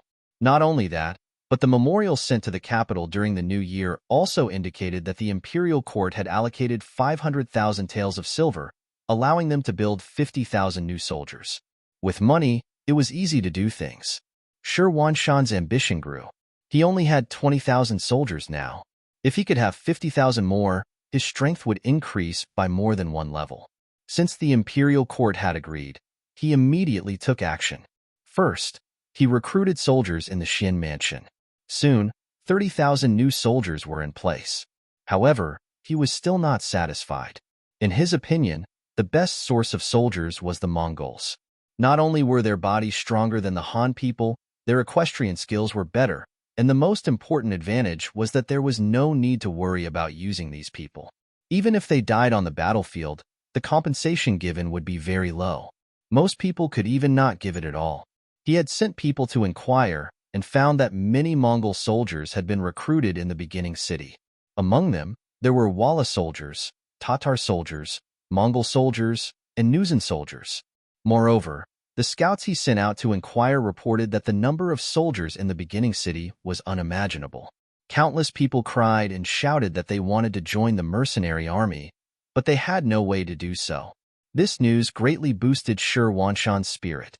He saw an example and decided to follow suit and use the same method of recruitment. The master of the beginning city was just a loyal duke appointed by Bai Ming. Then, if he recruited soldiers in the name of Bai Ming, wouldn't he be more popular? Thus, at the beginning of spring, there was an additional recruitment office under the city of Tulu, responsible for welcoming the warriors and men of the grasslands. The idea was beautiful, but the reality was often cruel. The recruitment office had been set up for nearly a month, but the number of Mongolians who had actually signed up for the army was few and far between. All in all, there were no more than 50 people, and most of them were weak men. It was impossible for Shi Wanshan to see the recruitment office filled to the brim with people fighting to enlist. Shi Wanshan was a smart person. He quickly found the reason. Only then did he realize that the reason why the beginning city could easily recruit soldiers was because of the reputation of the war god of loyalty. The mercenaries had relied on their fists to forcefully conquer a piece of the world and become known to the world. After figuring this out, he naturally wouldn't be convinced. He quickly got his 2 deputies, Ancient River and Ning Wenfeng, to discuss the matter of sending troops to Mount Saihan. As a part of the Tatars, Mount Saihan was placed here by the great Khan Tuachuo Buhua to block the path of the great Ming dynasty. However, this huge rock gradually lost its effect after the sudden appearance of the beginning city and the capture of Tulu city. Shi Wanshan didn't know why the Duke of Loyalty didn't take action to remove this nail. However, even if the Duke of Loyalty didn't do it, it didn't mean that he would. Especially now that Tulu city had fallen into the hands of Ming, the threat of this place was already close at hand. By sending troops to Mount Saihan, they could make a name for themselves and let the warriors of the grasslands know that there was not only the beginning city, but also Ming's army. In addition, by occupying this place, it was equivalent to having one more front station for Ming to send troops to intervene in the grasslands in the future. Do we need to report this matter to the beginning city? Ning Wenfeng, who was the commander and was also Shi Wanshan's think tank military advisor, asked. No need. With our strength, we can take down Mount Saihan by ourselves. Shi Wanshan shook his head. In his opinion, perhaps this action wouldn't make the Duke of Loyalty happy. Once he was notified, what if he didn't agree? What should he do then? Seeing that Shi Wanshan had made up his mind, the commander, Ancient River, who was sitting at the side, stood up and said, All right, since that's the case, I'll lead the troops to fight. 3 days later, 15,000 Ming soldiers set off from Tulu city toward Mount Saihan, which was 400 miles away. Among them, 5,000 were new recruits. On the city wall, as the guarding eunuch, Deng Chong, watched as Ancient River, who was dressed in armor, led the troops away, he spoke in a hoarse voice, Commander Shi, I can fill in the memorials for the expedition later, but we must win this battle. Otherwise, I'm afraid that there will be people in the imperial court who will cause trouble for us. Haha, don't worry, Eunuch Deng. With General Ancient River leading the troops, there will only be 8,000 enemies on Mount Saihan. There won't be any mistakes. Shi Wanshan looked confident. From all the information he had gathered, this battle wasn't going to be difficult. However, after 5 days, a letter requesting reinforcements was sent back to Commander Shi in Tulu city. The letter was personally written by General Ancient River. When he arrived at the foot of the mountain, he prepared to attack the city. However, on the 3rd day, when the army launched their attack, they were blocked at the Black Stone Slope. Relying on the advantageous terrain, the Tatar army continuously counterattacked. After charging again and again, 4,000 soldiers died in battle, but they still didn't achieve any results. Not only that, but the 5,000 new recruits were also heard by the army. No matter what orders were given, they weren't willing to charge together with the old soldiers. Seeing that there were only 6,000 men left, Ancient River had no choice but to ask for reinforcements. In the past, all the information said that the Mongol army was useless. When faced with the attacks of the mercenaries, they were often quickly defeated and showed signs of defeat. This made Shi Wanshan think that the Mongol cavalry had also fallen, and that their combat strength was not as good as before. However, now that they had actually fought, he knew that it wasn't that the Mongol army had fallen back, but that the mercenaries were too strong. However, since things had come to this, there was no turning back. At this moment, there was no possibility of stopping and retreating. If he really did that, the morale of the army would definitely be shaken, and the recruitment of new soldiers would naturally be unable to continue. Send the troops. This time, I will personally take action. I will lead 5,000 soldiers. Shi Wanshan decisively made a decision. He ordered Ning Wenfeng and eunuch Deng Chong to stay behind in Tulu City. He personally led 5,000 old soldiers to Mount Saihan. In the beginning city, Yang Qindong had already received the news the moment the army in Tulu City began to mobilize. Shi Wanshan, who thought that he was smart, closed the 4 gates and didn't allow anyone to leave the city. However, he didn't know that there was something called a telegram. People didn't need to leave the city to send the news to very far places. After receiving the news, Yang Qinong quickly saw through Shi Wanshan's motive. To the south was the territory of Dadong Prefecture. There was an old rival of Ming, Yes Hin. If they begged him not to harass them, they would be very lucky. Then, they would definitely not find trouble with him. The beginning city was very powerful, and it wasn't something that Shi Wanshan could easily touch. After thinking about it, it seemed that there was only Mount Saihan left. Speaking of Mount Saihan, they had also fought with the mercenaries before. They had launched a sneak attack, but they didn't gain any advantage. Yang Qindong originally wanted to get rid of them as soon as possible. However, after the scout reported the terrain there, he stopped this plan. Now was the time to develop the beginning city. It was just a poor mountain. It didn't matter whether they occupied it or not. Even if they occupied it, they still had to send people to guard it.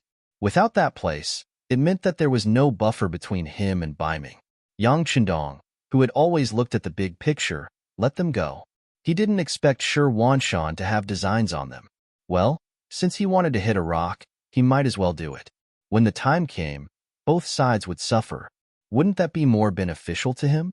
After receiving the news, Yang Qindong didn't take this matter seriously. In fact, he had already thought about the outcome. On this day, he was attending the opening ceremony of the newly built Young Family Academy in the beginning city. After a few months of hard work, an academy with a height of 4 stories and an area of more than 100 acres was built. Yang Qindong was the president, and Wang Si was the first vice president. They were in charge of the main matters of the academy. The academy opened up the main subjects such as mathematics, language, physics, science, medicine, and other subjects. There were also other subjects such as sports, music, art, and even foreign language classes. Although they were only teaching some Mongolian, Russian, Japanese, and Korean for now. However, it wouldn't be long before some Western languages would be developed. At that time, there would be a group of foreign language talents here. This would play a great role in future dealings with countries around the world and even in occupying them.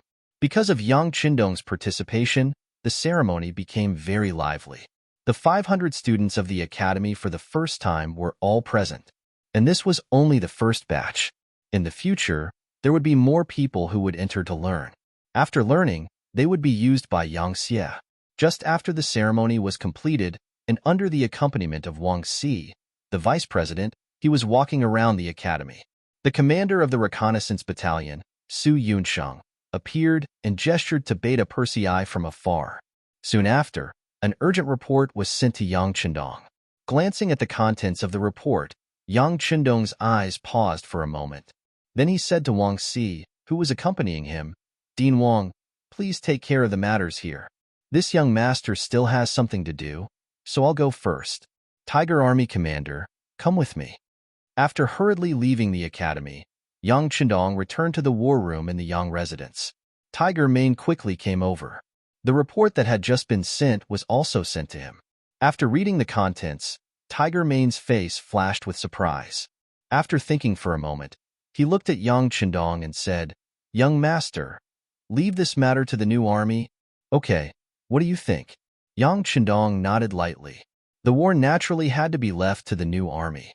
Unless the situation was serious, he would only bring the Tiger Army. Chapter 842, Tatar Cavalry's Spring Hunt. Chapter 842. At this moment, Shi Wanshan had already arrived at the foot of Mount Saihan with 5,000 reinforcements. Not only that, he had already launched 2 attacks. Under the ferocious attacks of the reinforcements, they had already taken over half of the magnetite slope. The dawn of victory was right in front of them. Report. A scout on a fast horse suddenly appeared in front of the Ming army's tent. Then, the cavalryman, who was sweating profusely, jumped off his horse and knelt on the ground. "Commander," a large number of Tatar cavalrymen suddenly appeared 50 miles behind us. "They are heading straight for us." "Behind us?" Shirwanshan's face turned cold when he heard the report. His eyes were filled with disbelief. Ancient River, who was standing at the side, was also shocked. "What's going on? Are you sure it's the Tatar cavalrymen? Where did they come from? How many of them are there?" "We don't know where they came from, but there should be around 40,000 of them." The scout raised his head and then lowered it again, reporting what he knew. "Retreat. Continue scouting." When he heard that there were 40,000 enemy cavalrymen, Shirwanshan could no longer remain calm. After the scout retreated, he glanced sideways at Gu He, who was at the side, with a strong intention to ask, "Let's retreat. Let's retreat to Tulu City first. Maybe they aren't coming for us." At this moment, Ancient River didn't have any better suggestions. He could only say this with a fluke mentality. "Okay, prepare to retreat immediately. We don't have much time left." It was only 50 miles away. The cavalrymen would arrive in the blink of an eye. It didn't matter if these people were coming for them or not. For safety's sake, it was better to avoid conflict. The Ming army, who was still attacking fiercely, suddenly stopped attacking the mountain. Then, they began to prepare to retreat. In order to speed things up, they even decided to abandon some of the less important supplies. Within an hour, 2,000 men of the vanguard were sent out. On Mount Sihon, the Ming army suddenly stopped their fierce attacks, causing the Tatar generals Mazum and Bela to be puzzled. They were afraid that the Ming army had a plan, so they didn't dare to act rashly. It wasn't until a gerfalcon suddenly flew over the mountain and was captured by a trainer that they learned what had happened at the foot of the mountain. "Ha ha, ha ha ha." Mazum laughed heartily when he read the report and passed it to Bora. "Take a look. It's General Hubo. He's leading 40,000 cavalrymen towards Mount Sihon. I'm sure the Ming army is rushing back to Tulu after hearing the news." After reading the report, Baile's face was also filled with excitement. "General, this means that our chance has come. Does the Ming army want to escape? Humph. After fighting us for so long, how can they just leave like that? Why don't we keep them busy and buy time for General Hubo to arrive? Then we can pincer them and wipe them out." "All right. However, we still have to be careful of the mercenaries in the origin city. How about this? We'll leave 2,000 men behind and take 4,000 down the mountain." Mazum suggested. Bora nodded in agreement and led the 4,000 cavalrymen down the mountain, leaving 2,000 soldiers behind. After fighting with the Ming army for several days, they had lost 2,000 men. The remaining 2,000 were their final strength. Shirwanshan didn't know that he had been targeted. He also didn't know that the Tatar army's original target was them. The 40,000 cavalrymen led by Hubo were one of the great Khan Tuachuo Buwa's subordinates. They took advantage of the warmth of spring and the blooming of flowers to appear in the grasslands. They also had a unique name, the Spring Hunt. When spring arrived, the cavalrymen would go out to show off their strength and show off their strength. They would also show off their strength and show off what territory belonged to them. These places were sacred and could not be invaded. Otherwise, they would have to be prepared to be attacked by the cavalrymen. Unfortunately, the territory that Hubo had chosen to patrol this year was near Sihon Mountain. The appearance of the origin city and the change of Tala City had made the Tatar army feel threatened. This time, it was time for them to take back what originally belonged to them. Previously, it was mostly Wala and Ming fighting. Previously, the Great Ming dynasty had attacked the Mongol tribes, and Wala had not had any major conflicts with the Great Ming dynasty. However, Yang Qindong's appearance had broken this situation. They needed to retaliate to show off their position and sovereignty. It was under such circumstances that Hubo led his 40,000 cavalrymen into the grasslands. Along the way, the scouts at the front had sent news that when the Ming army was attacking Sihon Mountain, Hubo had led his army over. They wanted to start with the Ming army that dared to cross the line. As the army headed down Mount Sihon, in the middle of the troops, Hubo received news that the North Ming army was making a move and wanted to retreat. A vicious look flashed across his face. "You want to retreat? It's too late. Where's General Gar? I'll give you 5,000 cavalrymen. Set off first and stop the Ming army from retreating to Tala City. The main army will follow soon. Understood. A Mongolian general dressed in armor cupped his fists in acknowledgement, then galloped out on his horse. Not long after, he gathered 5,000 cavalrymen and sped down Mount Sihon. Hubo did not even look at the cavalrymen. With 5,000 cavalrymen paving the way, he was confident that the Ming army would not be able to escape. At this moment, while hurrying, he said to Mu Ren beside him, "General Mu, continue to tell me about the war god." Mu Ren originally belonged to the Tatar faction. Previously, when the Mongol tribe wanted to surround the city, he saw that the situation was not good and immediately escaped. He met up with General Chiga of Guangwu town and left the region together. There were mercenaries in front and the Mongol army in the north. Under such circumstances, they were weak and could only give up on defending this place. They wanted to go to the south to find Tua to work for the Great Khan.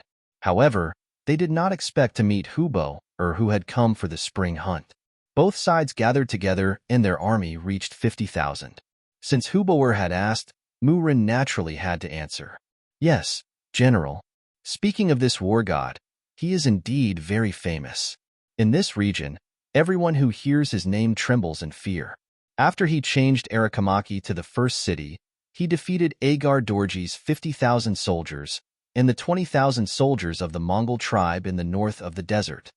Not to mention the changes in Hubo's heart after hearing Mu Ren's words, just the sudden appearance of 40,000 Mongol cavalrymen in Talu City, and according to the scouts, there were 10,000 soldiers following behind them. When Ning Wenfeng heard this, he immediately felt the severity of the situation. The Wanquan Metropolitan Division had 20,000 old soldiers. Previously, General Ancient River had taken 10,000 with him. Later, General Shi Wanshan took another 5,000. Now, he only had 5,000 soldiers left, of which 2,000 were in charge of training the new soldiers in the Xian manner. He only had 3,000 old soldiers. With 3,000 Mongol cavalrymen, 40,000 cavalrymen, and 10,000 infantry, it was impossible. The best thing to do now was to defend the city, but whether or not they could do it was another matter. However, this commander Qian Shi unexpectedly made an unexpected decision. That was, he wanted to go out of the city to rescue and welcome back Commander Shi Wanshan. Perhaps in other people's eyes, once something happened to the commander and commander comrade, Qian Shi would be able to smoothly take over the position. However, in the eyes of the smart Ning Wenfeng, this was not the case. If it was peacetime, he might use his brain. However, with the Mongol army at the border, he would not use his brain. If he wanted to stabilize the situation, the Wanquan Metropolitan Division and the Xian Manor could not do without Shi Wanshan. After making the decision to go out of the city, Ning Wenfeng only left behind 1,000 old soldiers to defend the city. At the same time, he sent someone to inform Deng Chong to send another 1,000 old soldiers and 10,000 new soldiers to defend Tala City. Then, he opened the city gates and left. The situation was very critical. Shi Wanshan, who had left behind a lot of supplies, wanted to immediately retreat to Tala City.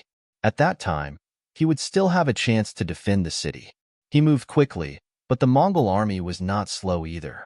Soon, he received news that the 2,000 cavalrymen in the vanguard had been defeated and were retreating. The scouts said that the Mongol army's General Gaur had defeated our vanguard with 5,000 cavalrymen and is on his way here. There's even worse news. Behind us, General Mazam of Mount Sihon is also chasing us with 4,000 cavalrymen. What should we do? He asked Gu Wanshan anxiously.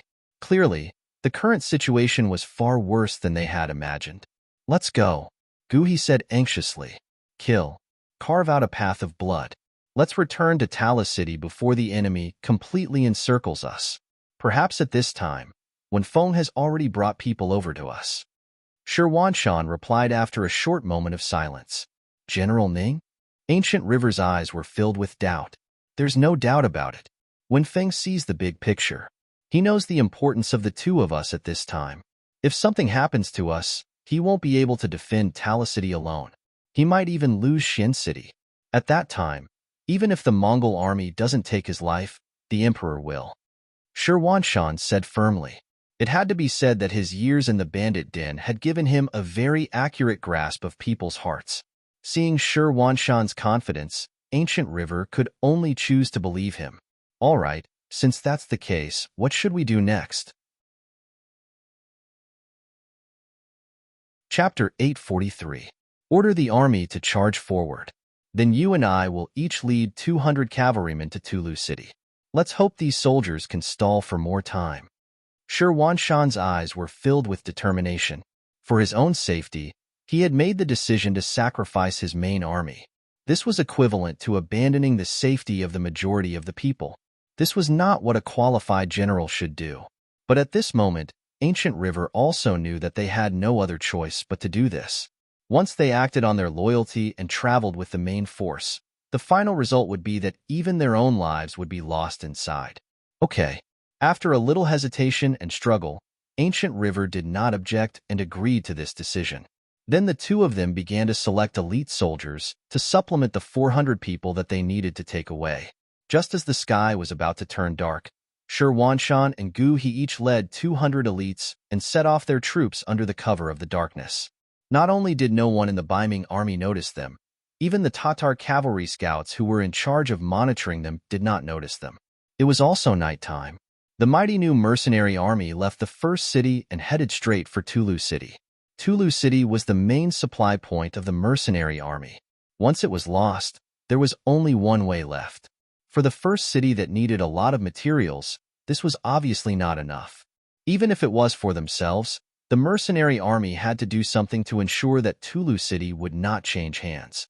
The sky gradually darkened. Fortunately, there was still some moonlight. Once they got used to the darkness, they could see the road ahead even if they did not use a torch. It was just that their vision was blocked, and they could not see too far. Since they could see the road ahead, Tiger's man ordered the soldiers not to use torches. At the same time, he also gave the reconnaissance battalion commander Dingshan a death order to increase the scope of the reconnaissance. Once they found any Tatar scouts, they had to be resolutely eliminated to ensure the concealment of the army. Ming also knew that once the sun rose, he wouldn't be able to hide his whereabouts even if he wanted to. All he wanted was to have a peaceful night and not be discovered by the enemy during the night. Dingshan, who had received the death order, set out. Although there were only 500 scouts in the reconnaissance battalion, every one of them was an elite in the army. Whether it was horsemanship or archery, they were all 1 in a million talents. It was just a night's covert march, so he was confident that he could succeed. The mercenaries didn't move slowly in the dark. After all, they had already familiarized themselves with the environment and terrain of this area. Usually, there were related exercises, and one of them was to explore this area at night. Now, it was just turning the exercise into a real battle, and it was not difficult. Vice Commander, at this speed, we will be able to cover half the distance by tomorrow morning. At that time, we will be able to form a triangle with the northern Ming army to contain the sudden appearance of the Tatar army. As Ming rode forward, he did not forget to look at Shi Bi and ask this question. It could be said to be a miracle in the mercenary army. He was just a surrendered general who had not made any contributions to the army, yet he had suddenly become a regiment commander. At that time, who knew how many people were envious, jealous, and dissatisfied? But soon, this person used only 2,000 soldiers to force Agador, who had 15,000 soldiers, into Guangwu town. Everyone was in an uproar. Only now did they know that the 6th young master had great foresight and ability. Soon, a new army was established, and Shi Bi was able to get a free ride. He jumped from a regiment commander to a vice commander. This scene made some of the senior officers even more dissatisfied. But considering that this was the decision of the 6th young master, no one dared to say anything. Compared to the dissatisfaction of the others, Tiger's man did not show any emotion. He even thought that it was a good thing that Shi Bi could be his vice commander. It was because he knew that Shi Bi was very intelligent, and even the 6th young master praised some of his ideas. So whenever something happened in the army, he would always listen to Shi Bi's opinion. Yes, Commander. Our sudden appearance will definitely give the Tatar army a surprise. At that time, they will not be able to attack Tulu City. But at the same time, the pressure on us will not be small. We need to be mentally prepared. Shibi had been analyzing the situation on the battlefield the entire time. Although he was once a member of the Tatar army, he was now entrusted with an important task by Yang Qindong. All he thought about was how to repay this kindness. The so-called Tatar army, in his eyes, did not have any friendship. They were only enemies and opponents. Yes, we need to be mentally prepared. But fortunately, we still have 6 battalions of musketeers. As long as we do not take the initiative to attack, whoever wants to attack us will not be able to gain any advantage. Tiger's man nodded. Of course, he knew how much pressure it would be to defend Invincible City against 50,000 enemies by himself. However, he was not afraid. The new army was trained by him. Since the establishment of the army until now, they had undergone more than a month of hard training. Their combat strength had already reached the standard that he had expected. Although they could not be said to be very strong, there should not be any problems if it was just defense. You are right, Army Commander. But the musketeers can only defend against enemies in front. What if enemies appear behind us? Shibi first nodded in agreement, then raised his own doubts. Vice Commander, are you talking about the enemies on Saihan Mountain?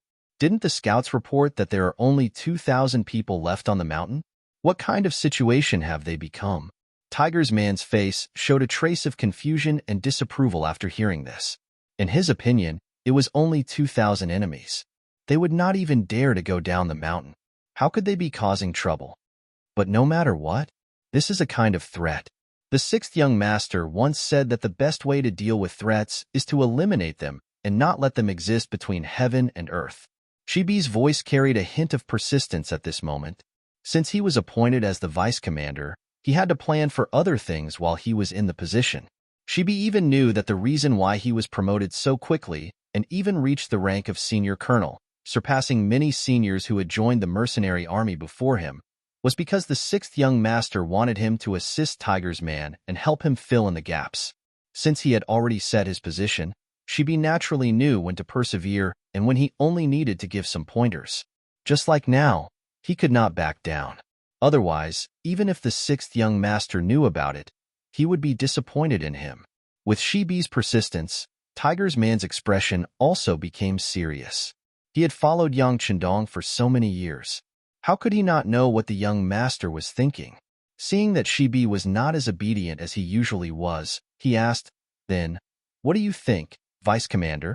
Take him out. If we do it well, we can even deal a heavy blow to the enemy reinforcements. Although we can't achieve a great victory, every enemy we kill will reduce some of the pressure on us in the future." Shibi immediately revealed his plan. It included a night attack on MT Saihan, setting a trap, and waiting for the enemy reinforcements to arrive to deal a heavy blow to them, and so on. Tiger's man listened attentively to this battle plan and nodded in agreement from time to time. When Shibi closed his mouth, his heart was filled with a myriad of emotions. The vice commander that the young master assigned to him was truly a talent, a great talent.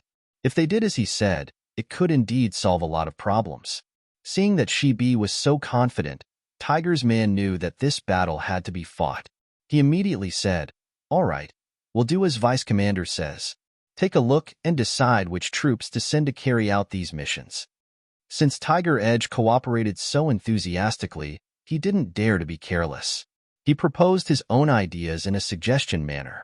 What followed was naturally approved by Tiger's man. Then, the army continued to move forward. However, as they moved forward, groups of soldiers separated from the army and began to move in another direction. The sky was getting darker and darker. It would be midnight in 2 hours. Gaul's 5,000 cavalrymen and Mazum's 4,000 cavalrymen launched a night attack on the Biming army's main force in a pincer attack. The iron hooves of the warhorses trampled on the ground. Amidst the rumbling, they charged ferociously again and again. Faced with a pincer attack from 2 sides, the Biming army, which was mostly made up of new soldiers, fell into chaos. When the Kiliarchs wanted to ask for instructions on what to do next, they realized that the commander-in-chief and the commander-in-chief were nowhere to be found. With the battle on the horizon and the commander missing, the already chaotic Biming army became even more chaotic.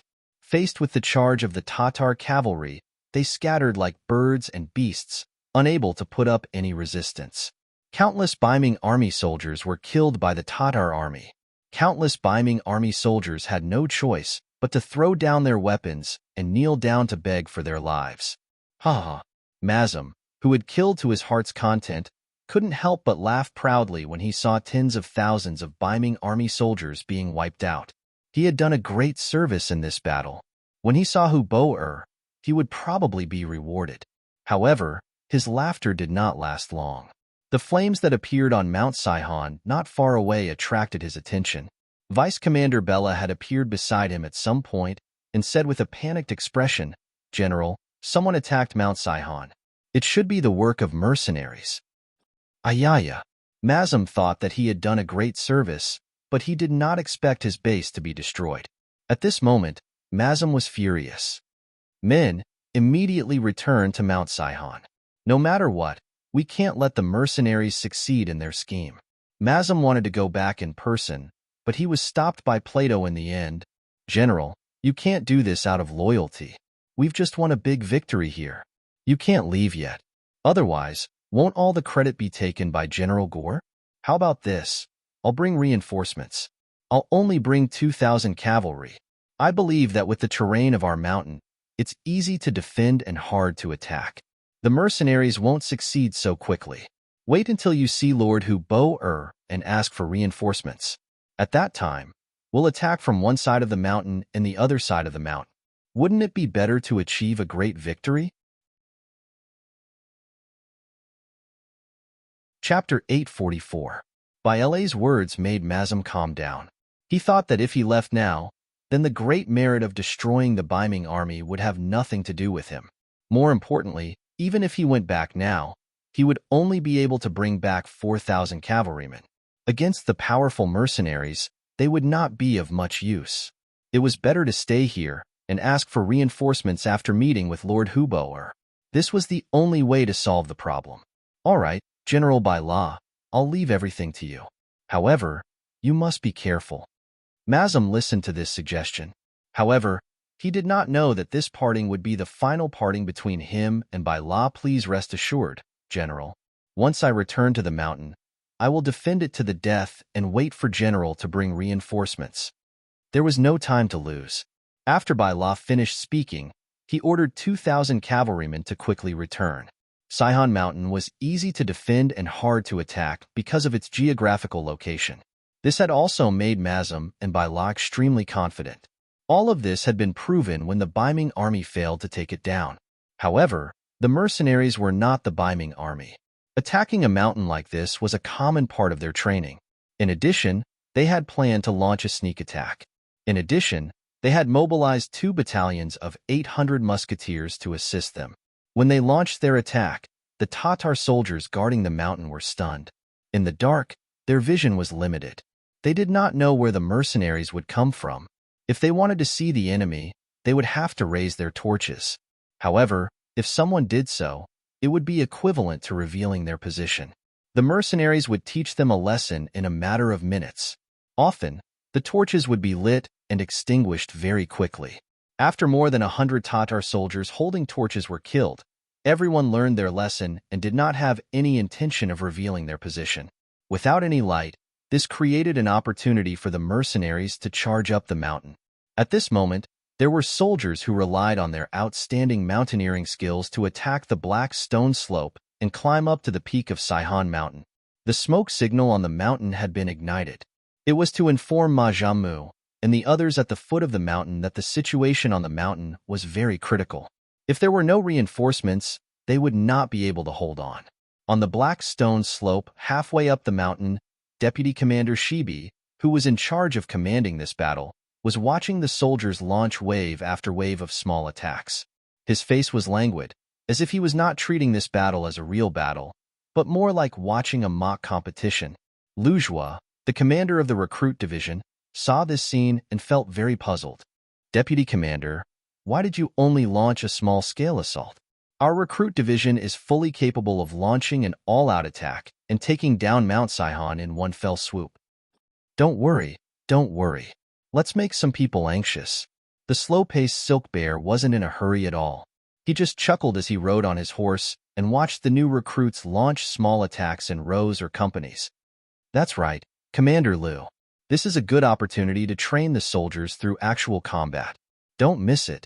Lujua didn't know what Shibi was thinking, but he definitely wouldn't let go of such an opportunity to train the soldiers through actual combat. He immediately nodded solemnly and called over a few regimental commanders, instructing them to use this opportunity to train the soldiers. Once they discovered that a soldier was injured, they were to immediately withdraw and replace him with someone else.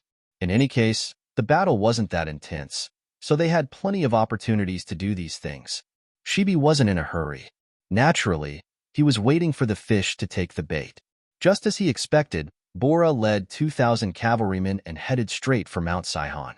In order to reach his destination at the fastest speed possible, he didn't even wait for news from the scouts this time. He just sent out the scouts as he flew forward. There was a place called the Creek Valley on the only way to Mount Sihon from Tulu City. During the rainy season in summer, this place would converge into a creek. However, it was usually just a ditch and wasn't very big. It was only about 1 meter deep and 3 meters wide. At this moment, there were 4 firearm battalions of the new independent division lying in ambush here. 1,600 gunmen lay prone in the Creek Valley, aiming their guns. Not far away, the sound of horses galloping on the ground grew closer and closer. 2 cavalry scouts quickly approached. When they were about 30 meters away, they each made a hand gesture and then disappeared to the sides. From the hand gestures, it could be seen that the enemy was already 5 miles away. The sound of horses galloping came from afar and approached. They were less than 2 miles away from the Creek Valley. With the faint moonlight in the sky, they could faintly see the constantly moving silhouettes in the distance. All the firearmed soldiers couldn't help but slow down their breathing and relax their bodies. Bang! A flare that was as bright as day suddenly flickered in the air, instantly illuminating the land as if it was daytime. The 2,000 Tatar reinforcements also entered everyone's sight at this moment. Then, a roar of fire rang out. Under the sound of gunfire, the land that had returned to night was filled with flowing light. Following that, one after another, the Tatar cavalrymen fell from their horses. Occasionally, they would even let out miserable cries. Kill! Right after the sound of gunfire rang out, countless cavalrymen suddenly appeared on both sides of the Creek Valley. The torches in their hands were lit one after another as they charged towards the location of the 2,000 Tatar reinforcements. After 2 rounds of shooting, the Tatar reinforcements threw down at least 500 corpses. When the gunfire finally stopped, the surrounding torches illuminated their faces. Then, waves of arrows pierced through the air and landed within the army, causing several hundred people to fall from their horses. The 3,700 cavalrymen of the 9 battalions were lying in ambush nearby.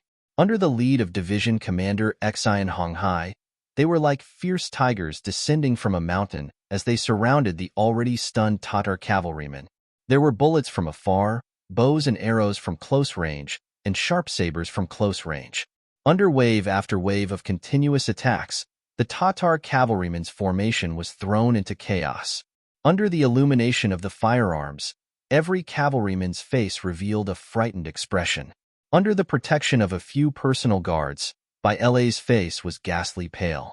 At this moment, he knew that he had fallen into a trap. Moreover, from the looks of it, the mercenaries should have been prepared for this and sent a large number of troops. He was impressed by the mercenaries' quick reaction. At the same time, he cursed the uselessness of his own scouts in his heart. The enemy was already right in front of his eyes. Why didn't he receive any news at all? The lack of timely information ultimately led to the defeat of this battle. The 2,000 reinforcements only resisted for less than an hour. All of them, including General Baila, died in battle. In the end, there were only about 500 injured soldiers. Quickly clean up the battlefield. Send a battalion of people to send these injured soldiers back to Chichen City. At the same time, send someone to inform the deputy commander on the mountain that this is a great victory. They can take down Mount Sihon. Division Commander Xian Honghai rode on his warhorse and constantly gave out orders. After an hour, the general attack on Mount Sihon began. In less than an hour, the enemy was completely annihilated. Mount Saihan became one of the areas that First City expanded to the south. In the same night, the commander of Wangquan City, Shi Wanshan, and the commander of Wangquan City, Tengji Ancient River, were under the protection of 400 elite cavalrymen. They were rapidly advancing toward Tulu City. They had been running for the entire night. Seeing that the sky was starting to brighten, their whereabouts were finally discovered by the Tatar scouts. Following that, they were pursued and intercepted all the way. At this moment, it could be said that time was life. In order to break out of the encirclement and escape before the main Tatar army appeared, the two generals went through several attacks. The number of soldiers under their command was decreasing. After going through the fifth encirclement, there were less than 50 cavalrymen around them. Even so, the two generals did not intend to give up resisting. They were still fighting with all their might just to be able to return to Tulu City alive. They are over there. Surround them. Don't let them escape. Not far away, another team of 200 Tatar patrols came. When they saw the Ming army being surrounded, they immediately rushed over with all kinds of strange cries. There were still more than 100 enemies around them. Now that another 200 enemy cavalrymen came, Shi Wanshan immediately felt the pressure increase. He waved his saber and slashed continuously. After killing another Tatar cavalryman, he wiped the blood off his face and forced a smile at Ancient River, who was not far away. "Brother Ancient, it seems that we won't be able to escape. If we can't get out, then we'll just die in battle. Killing one is enough. Killing two is a win. At most, we'll be a hero again after 18 years. Ancient River also forced a smile. Then, he tightened his left arm that had been stabbed. He suppressed the bleeding point and waved his left hand once again, charging toward the Tatar cavalrymen 5 meters away. At this moment, it was impossible to distinguish between generals and warriors. The heavens were very fair. They only gave each person one life. At this moment, if they didn't kill the enemy, they would be killed by the enemy. All schemes and strategies were useless. The saber and the curved horse kept colliding in the air, causing bursts of sparks. After a quarter of an hour, the Ming cavalry had lost another 40 cavalrymen. Now, there were only 10 people left standing, including the two generals. Fortunately, after a lot of hard work, they finally managed to bleed out. Without further ado, the two generals brought several wounded soldiers out of the encirclement and headed toward Tulu City. At this moment, as long as there was a chance, they would fight for it.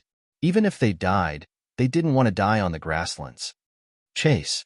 The remaining 200 Tatar cavalrymen saw that the fat meat in their hands was about to fly away. How could they let it go? They all galloped wildly and chased after Shi Wanshan and the others. When the distance between them was less than 100 meters, a volley of arrows would be fired. Often, one or two Ming cavalrymen would fall off their horses and die. Chapter 845. In the blink of an eye, Ming's cavalrymen, including the two generals, were left with only 4 people. At this moment, their war horses also showed signs of exhaustion after a night of running. They were no longer as fast as before and became slower and slower. As a result, the relationship between the two sides became closer and closer. The Tatar cavalrymen were not in a hurry to shoot arrows. With such a good opportunity, they wanted to capture the enemy alive and make a great contribution.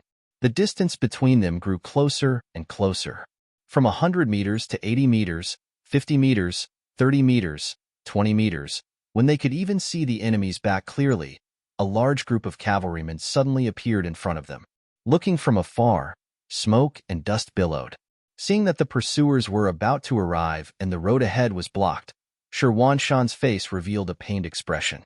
"Is this my death?" Who would have thought that he would lose his life just because he wanted to expand his strength and take down Mount Saihan? Shi Wanshan unconsciously raised the saber in his hand. At this moment, he thought of cutting his own throat. Perhaps this would be a better way to die. Otherwise, if he fell into the hands of the Tatar army, he didn't know what kind of torture he would suffer. "Commander, please wait. It seems to be our own army." Ancient River's eyes were sharp. He saw that the approaching cavalrymen were carrying Ming's flag and wearing the same battle armor as them. He immediately shouted excitedly, This shout pulled Shi Wanshan back from the brink of death. When he raised his head to look at the source of the shout, there was a glimmer of hope in his eyes. That's right, it's our cavalrymen. Wen Feng must have come to save us. Quick, charge over. We'll be safe once we charge over. Sometimes, a person's potential was limitless. After seeing hope, the speed of the war horses seemed to have increased unknowingly. The distance between the two sides was also getting closer and closer. The pursuing Tatar cavalrymen also noticed this. Immediately, they took out the longbows that were originally on their backs and shot a volley of arrows. Gui's luck was very bad as he was shot once again. His entire body spat out a mouthful of blood as he lay prone on the back of his horse. Fortunately, Baiming's reinforcements arrived at this moment. Ning Wenfeng, who was leading 2,000 cavalry, commanded the cavalry to return arrows to the pursuing Tatar cavalry. At the same time, he ordered people to rescue the injured General Ancient River. Then he looked at Shi Wanshan, who was in a rather sorry state, and asked, "Commander, are you all right?" "I'm fine. I'm not hurt. Let's return to the city as soon as possible." Shi Wanshan let out a soft sigh. He didn't have any energy left in him as he lay down on the horse's back. "Men, change the commander's horse and return to the city." Ning Wenfeng knew very well that this was not the time to reminisce about the past. Ning Wenfeng's arrival saved the lives of the two generals. On the way back to Tulu City, they encountered several more interceptions. Every time, he would take the initiative to send his men to meet the enemy. After losing about 500 cavalrymen several times, he finally made it to Tulu City safely. More than 2 hours after Ning Wenfeng and the others returned to the city, the main force of the Tatar cavalry had already been defeated at the foot of the city. They began to set up camp and assumed a posture of attacking the city at any time. At this moment, there were only 2,500 soldiers in Tulu City. It would be very difficult to rely on these men to defend the city. Just as Ning Wenfeng was considering whether or not to abandon the city, a scout reported that a large number of mercenaries had suddenly appeared at the northwest side of the city. They had set up camp at the side of the Tatar army, looking as if they would rush up and take a bite out of the city at any time. There's such a thing? Thinking that the mercenaries had arrived quite quickly, Ning Wenfeng immediately climbed up the city gate tower. Sure enough, he saw the 5-starred flag of the mercenaries 5 kilometers away from the city.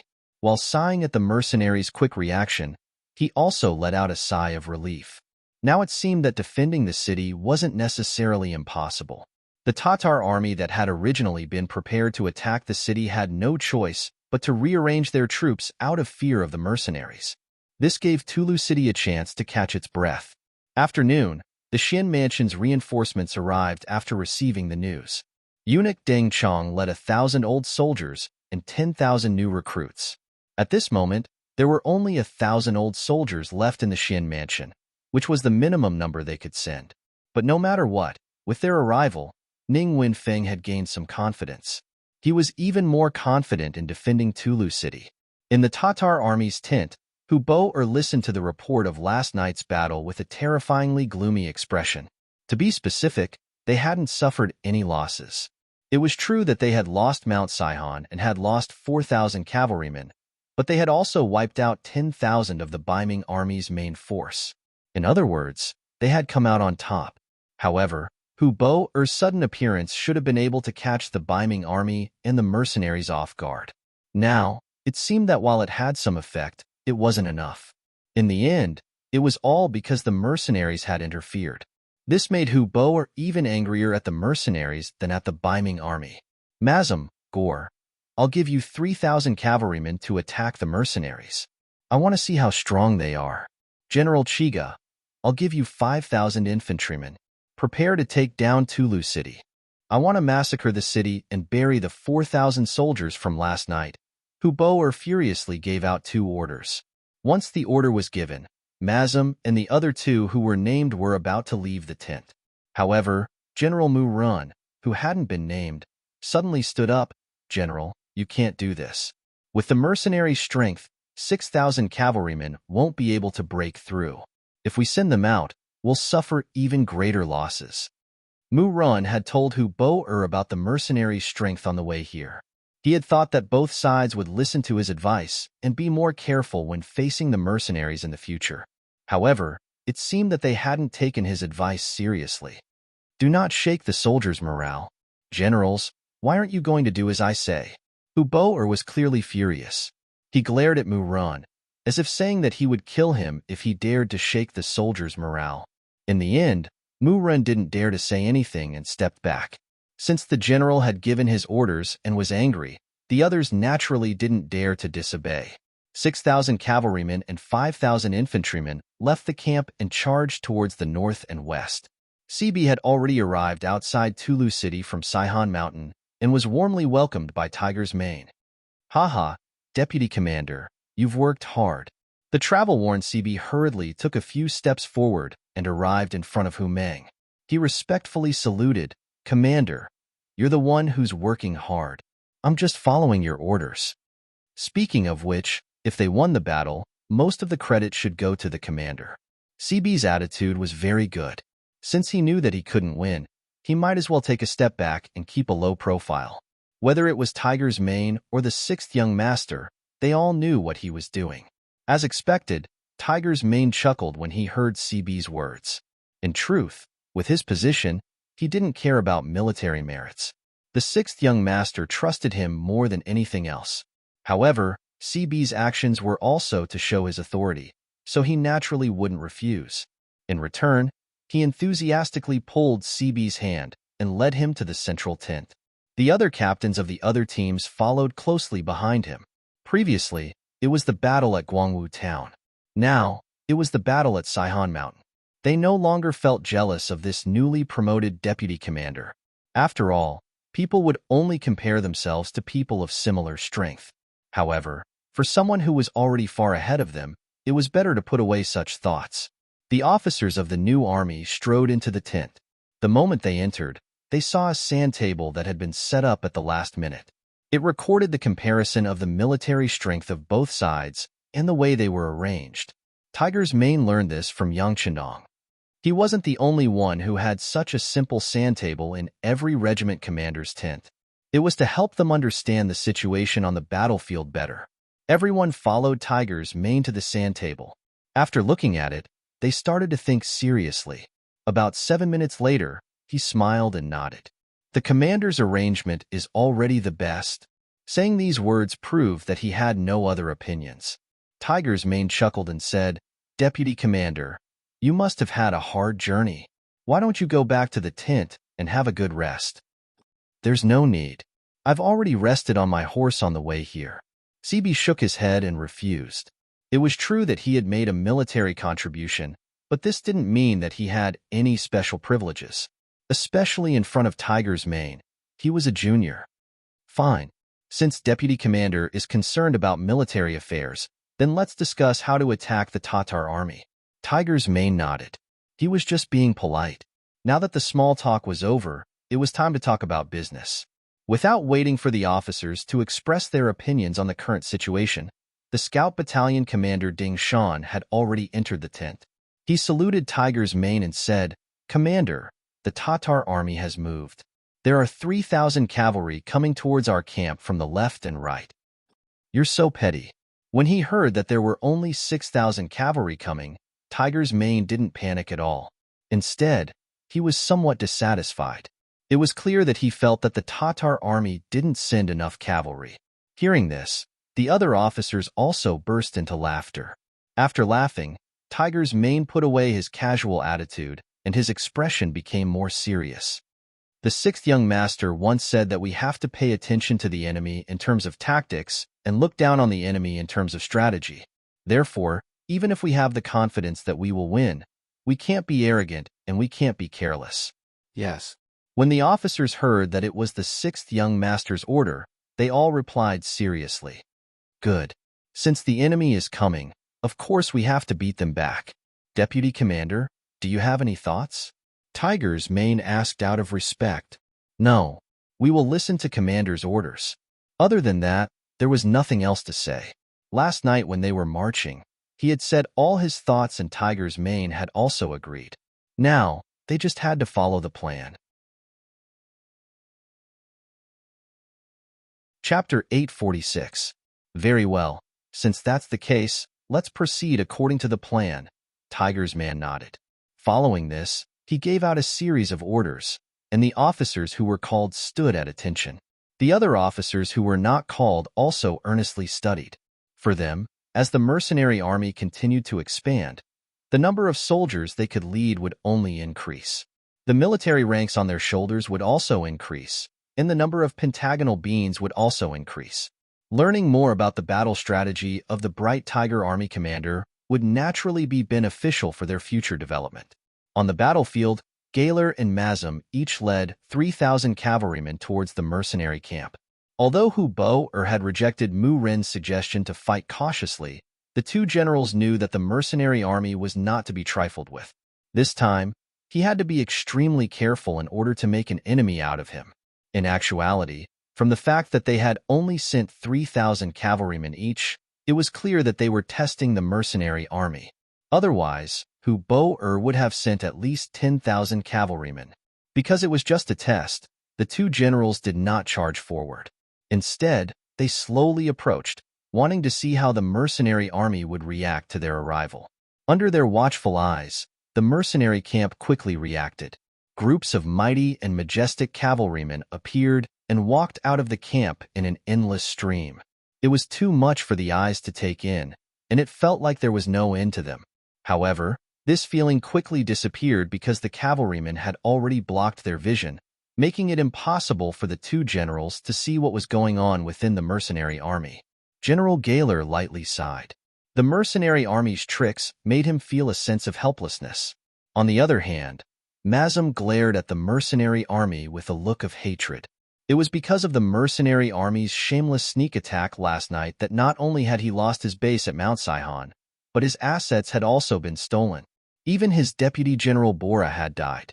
Because of this, he was furious, and he wanted to deal a heavy blow to the mercenary army to take revenge for his brothers and vent his anger. As they advanced, the distance between the two sides became closer and closer. When they were 4 li away, they were already within range of the cavalrymen. However, the mercenary army was still in formation and did not seem to have any intention of charging. It's just a bluff. Seeing that the mercenaries were not moving at all, neither charging forward nor retreating, Mazum, who was furious, decided to charge forward and try it out. He wanted to see how strong the other party was. Men, attack! Once the order was given, the 3,000 Tatar cavalrymen moved. Their horses galloped and kicked up clouds of dust on the ground as they charged toward the mercenary cavalrymen. When Gore saw that Majamu had taken the initiative to charge without even greeting anyone, his eyes darkened. At this moment, a deputy general at the side asked, "General, should we also launch an attack together?" "Let's wait and see," Gore said calmly. This was his first time fighting with the mercenaries, and he wanted to learn more about them. The left wing did not move. Only Mazum's army rushed out. However, he did not seem to be afraid. There was only the word kill in his eyes. Although there were quite a number of cavalrymen, there was no fear in his eyes. On the battlefield, one could win against many with a few. Perhaps it would happen to him one day. The Tatar cavalrymen were getting closer and closer. Soon, the distance between them was reduced from 4 li to 2 li. At such a distance, the cavalrymen should charge. Otherwise, there would not be enough space for them to display their speed. Once they collided, they would be at a disadvantage. Everyone understood this logic, but the mercenaries acted as if they didn't. The cavalrymen remained motionless on their horses. It was as if they weren't facing 3,000 enemy cavalrymen who could kill, or 3,000 sheep who posed no threat at all. Kill. Seeing that the distance between them was close to 2 li and was still shrinking, Mazum's eyes flashed with joy.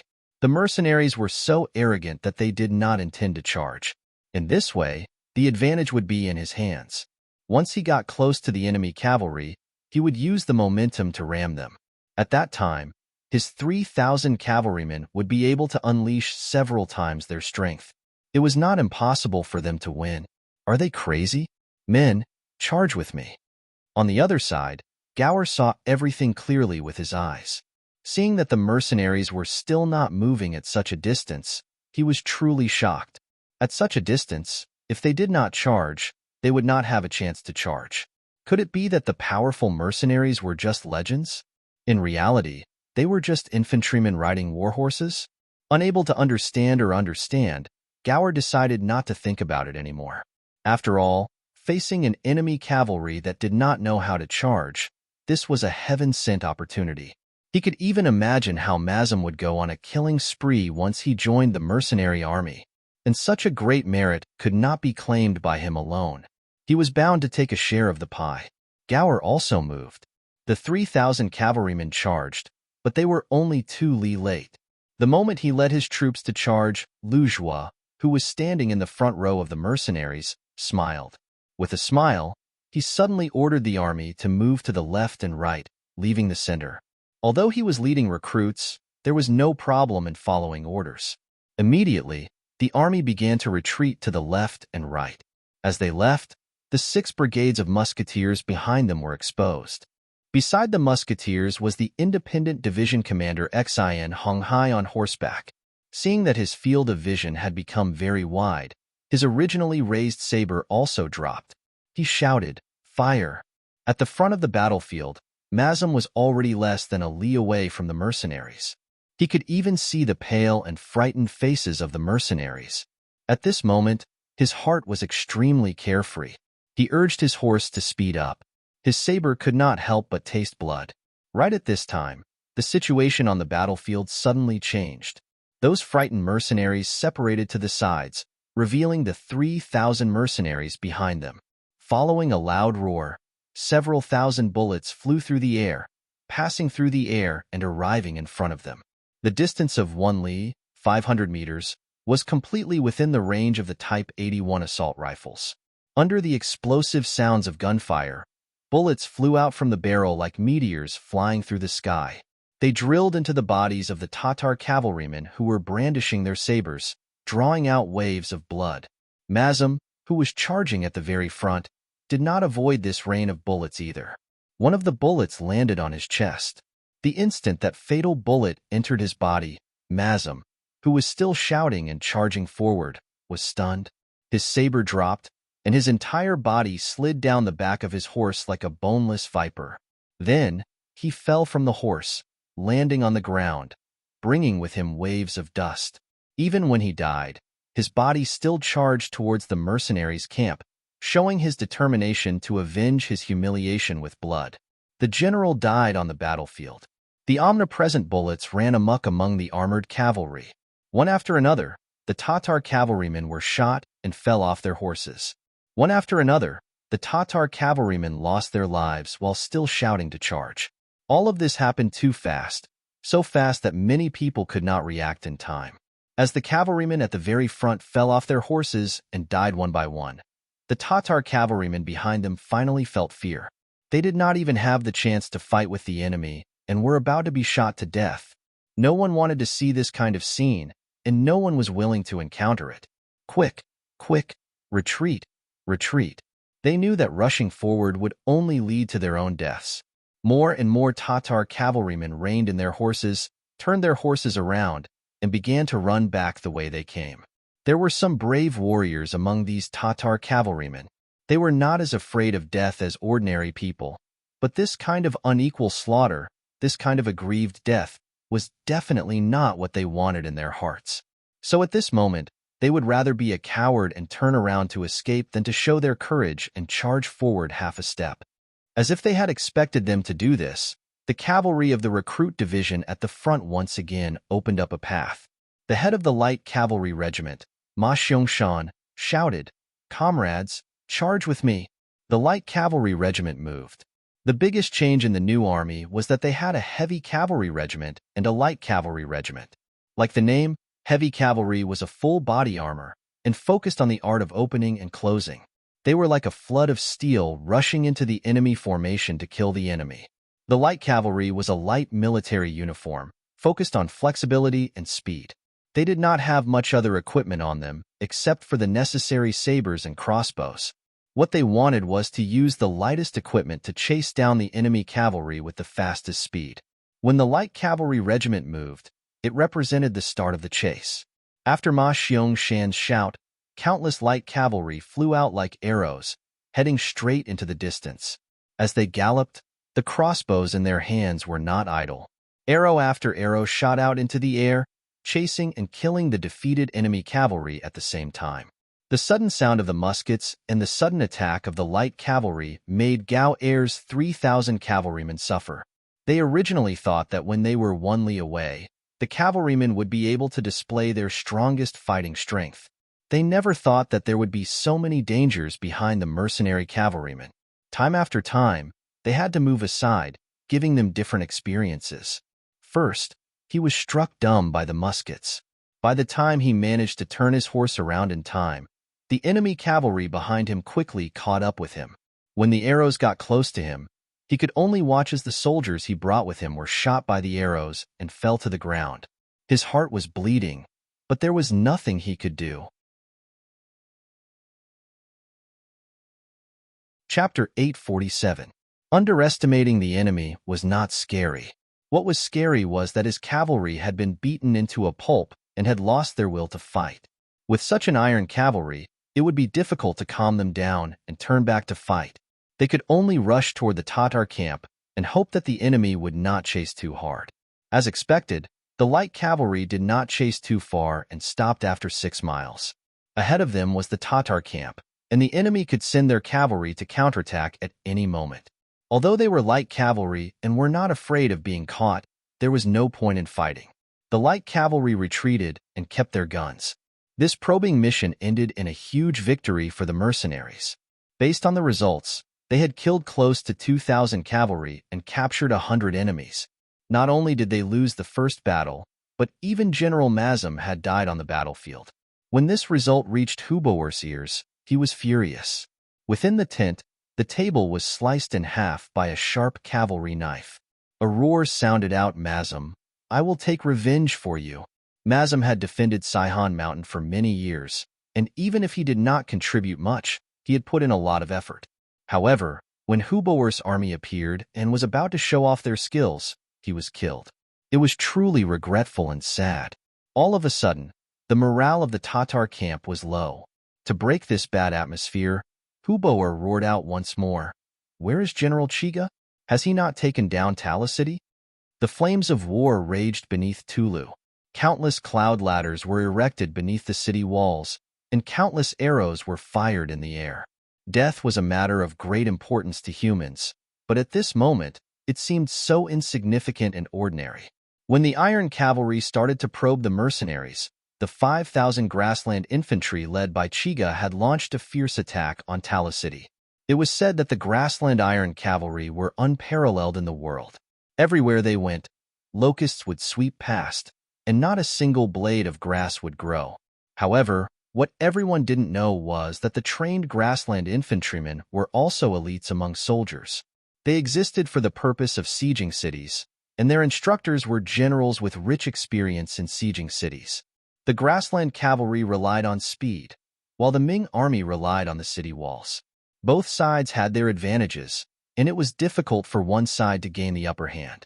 As time passed, Ming Chengzu conquered the 5 grasslands and opened up the path of the Ming army's iron cavalry.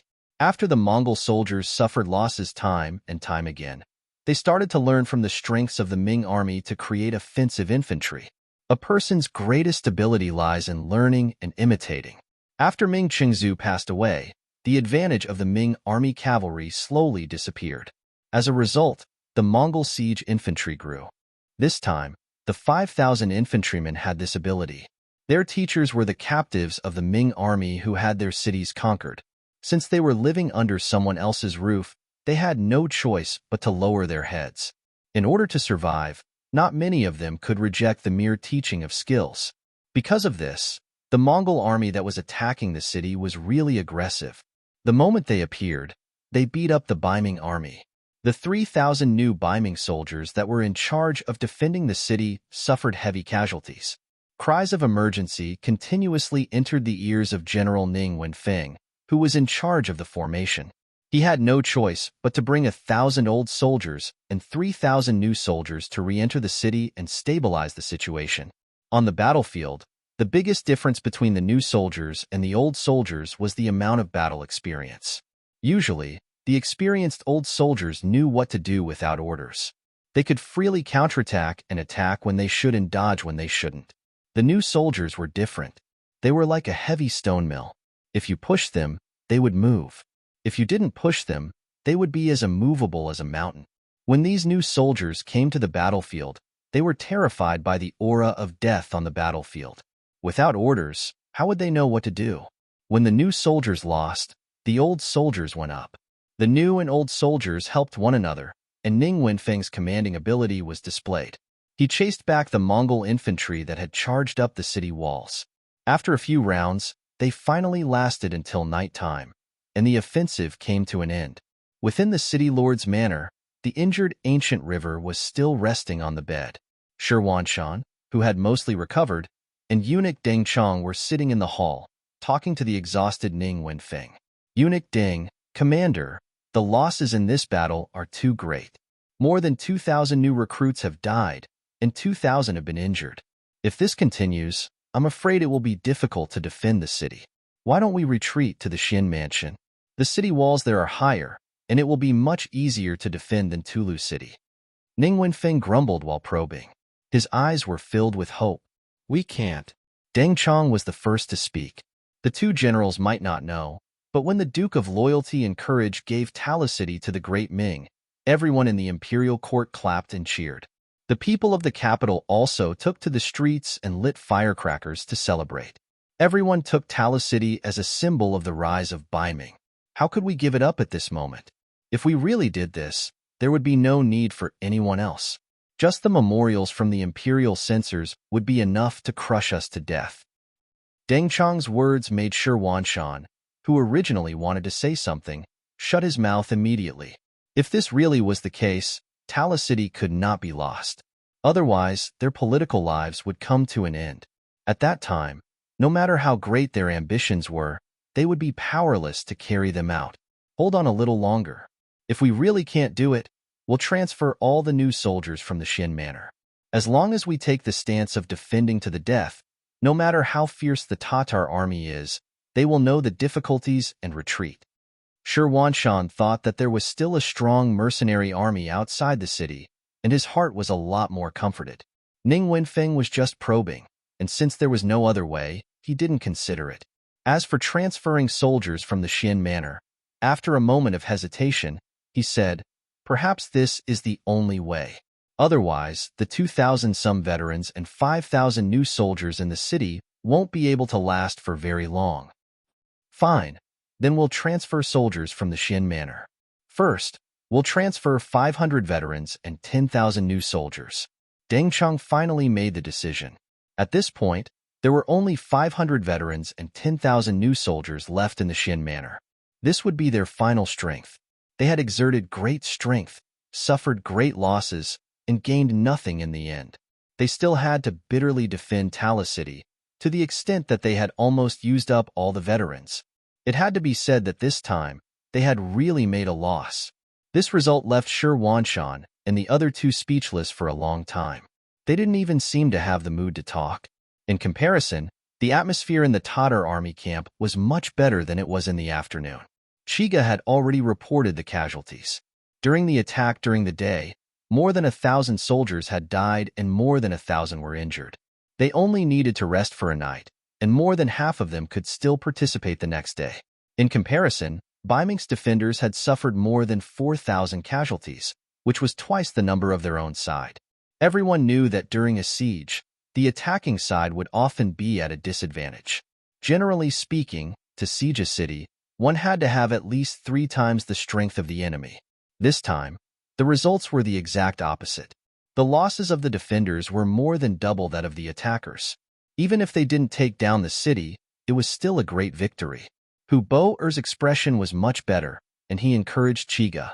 He said that they would continue to attack the city tomorrow and try to take down Tala City, as well as find a place for the army to settle down. Chiga naturally nodded towards his words. Compared to ordering the Ming army to continue attacking, Hu Bo-er's attitude towards the mercenaries was something that Hu Bo-er could not grasp. Today's battle had given him a deeper understanding of the strength of the mercenaries. While he regretted not listening to Mu Ren's advice, He also decided to listen to his advice, which was to defend and not go out. They would wait until they took down Tala City and found a place to settle down before slowly making their next move. However, in order to prevent what happened during the day from happening again, Hu Bo called over another general, Hu Lin, and told him to prevent the mercenaries from sneaking into the camp before going to sleep. The truth proved that Hu Bo's worries were unnecessary. The mercenaries who had won during the day were sleeping peacefully in their own rooms. To them, the battle during the day was unavoidable, and it was a test between both sides. Even if it did not happen today, it would happen tomorrow. Once the test was over and they knew that they were not to be messed with, the Tatar army would be much more obedient. That way, the mercenaries would be able to sleep peacefully. Of course, there were still soldiers on duty at night. It was better to be safe than sorry. As the sun rose, a new day arrived, and Tiger's Man held a meeting. The various divisions and regiment commanders all came out to request for battle. In response, Tiger's Man did not say anything, and he only laughed at the vice commander beside him. Shibi also smiled and said, "Today, the army will rest and clean up the camp. If there is time, the various divisions and regiments can train on their own." They would not initiate an attack. This was the result of the discussion between Tiger's Man and Shibi last night. Now was not the time to fight one-on-one, and it was either you die or I die. Since there were three sides, if it was possible, it would be much better to just sit back and watch the Tigers fight. Sitting back and watching the Ming army and the Tatar army wear each other down. What was wrong with that? Shibi's words represented the intentions of the new army, and the other regiments and regiment commanders all left angrily and did their own things. Tiger's Man also informed the sixth young master of his and Shibi's decision, and they just sat back and watched the situation unfold. In the Tatar army camp, the scouts spread out for 8 miles and only stopped when they saw that they were about to reach the mercenary camp. Then, they attacked Tulu City with all their strength, as if they would not stop until they had taken down the city. In response, the Ming army chose to defend the city with all their strength. Commander Shi Wanshan personally went up to the city tower and took the place of Commander Ning Wenfeng to defend the city, blocking the Tatar army's fierce attacks on the city again and again. In just one day, both sides had suffered considerable losses. Fortunately, on that night, 500 veterans and 10,000 new soldiers came to help, temporarily stabilizing the situation. Otherwise, it would have been extremely difficult to defend the city the next day. In the beginning city, Yang Chendong only glanced at the telegram sent by Tiger's Man and put it aside. The new army had Tiger's Man, who had gradually calmed down, and was led by Shibi, so he did not have to worry about anything. His gaze was more focused on the construction of the beginning city, and he made some very constructive suggestions. Chapter 848. First City was the first city he built on the grasslands, but it would not be the last. According to Yang Chendong's plan, he wanted to build a model here. In the future, when he built a city here, everyone could follow suit. In order to make this model as perfect as possible, he had to put in a lot of effort. Apart from the construction of First City, Yang Chendong was also fearlessly asking about the Mongol tribe in the Gobi Desert. The Mongol tribes were the biggest threat to the northwest of the beginning city. They were different from Huboer's tribe. They were originally from this place and had great survivability in this land. If they were not suppressed, they would become a huge problem sooner or later. Not to mention, now that they had a famous general like Fan Yuhai, if he did not destroy them, he would not be at ease. If he wanted to destroy someone, he did not only have to kill and cripple them, but he also had to run. As the ancient saying went, the best strategy was to attack the enemy, followed by attacking the enemy, followed by attacking the enemy. What Yang Chendong chose was the strategy of sending troops. This was also why he didn't order Khan Sud's life when he carried out the beheading policy in Wandu City, but only wanted him to injure his body. What he wanted was to create an opportunity for Fan Yuhai. Facing an injured Khan, he believed that a smart person would grasp the opportunity and know what to do. From the intelligence sent by the Security Bureau, it could be seen that Fan Yuhai did not disappoint. After the defeat in Wandu City, Fan Yuhai followed the Mongol army to the Gobi Desert Mongol tribe and settled down at the west of Inma River. The injured Sudkagan, in order to stabilize the situation, temporarily handed over the military power to Fan Yuhai. This was to prevent the mercenaries from chasing after them. But as the days passed, the mercenaries didn't appear. While Sudra Khan heaved a sigh of relief, he became nervous at the same time. This was because he suddenly realized that the bodyguards around him had all been replaced. The people who used to follow him were also gone. Instead, they were replaced by unfamiliar faces. After asking, he found out that these people were Fan Yuhai's trusted aides. He was the one who gave the order to change the guard. Using the reason of ensuring Khan's absolute safety, on the surface, Khan was completely protected and isolated, but in reality, it was nothing more than house arrest. Fan Yuhai was an ambitious man. Yang Chendong had known this for a long time, so he gave him an opportunity. Sure enough, Fan Yuhai grabbed it and put Suda under house arrest, using him as a hostage to command his vassals. However, this was just the beginning of the house arrest. There were still too many people who did not understand. However, Yang Chendong knew in his heart that this matter would be exposed one day. Even if it was him, he had already arranged for Director Feng Liang to spread the news. It would not be long before there would be internal strife. He wanted to see how this famous general would decide. Below the city of Teru, the war was still raging. After suffering a loss in the first battle, the Tatar army and the new mercenary army seemed to have reached some kind of tacit understanding. The two sides did not fight and only faced each other. Speaking of which, both sides were afraid. The Tatar army was afraid of the muskets of the new mercenary army and did not dare to charge rashly. The new mercenary army was afraid of the enemy's cavalry, which numbered nearly 40,000. If a real battle broke out, the muskets' power would be limited. Once the two sides fought, both sides would be injured. This was not what they wanted. It was precisely because of these misgivings that both sides settled down. As a result, the Ming army had a hard time defending the city. When the Tatar army focused all of their energy and spearhead on Tulu city, the pressure on Shi Wanshan multiplied and he was in an abyss of suffering every day. Previously, when the Tatar army attacked the city, they only used infantry. These well-trained siege soldiers were already a headache for the Ming army. However, when the mercenaries and the Tatar army were in a stalemate and neither side had the intention to send out troops, the Tatar cavalry also came into play. They arrived at the city walls and continuously shot arrows at the buildings, killing a large number of northern Ming recruits who did not have much combat experience. Teru, which was already in a precarious situation, was in even more danger. The number of casualties was constantly rising. If this continued, the city would not be able to hold on for much longer. Another tiring day passed.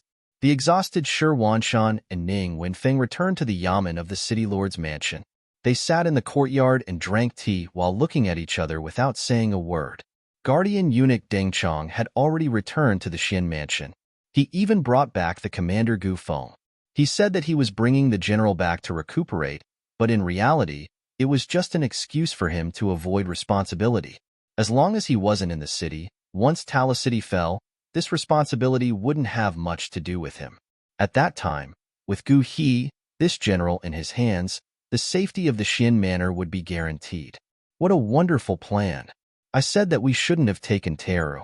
This city is extremely important, but its walls aren't that high. We're just asking for trouble. The emotionless Ning Wenfeng finally couldn't hold back any longer and slapped the stone table in the courtyard.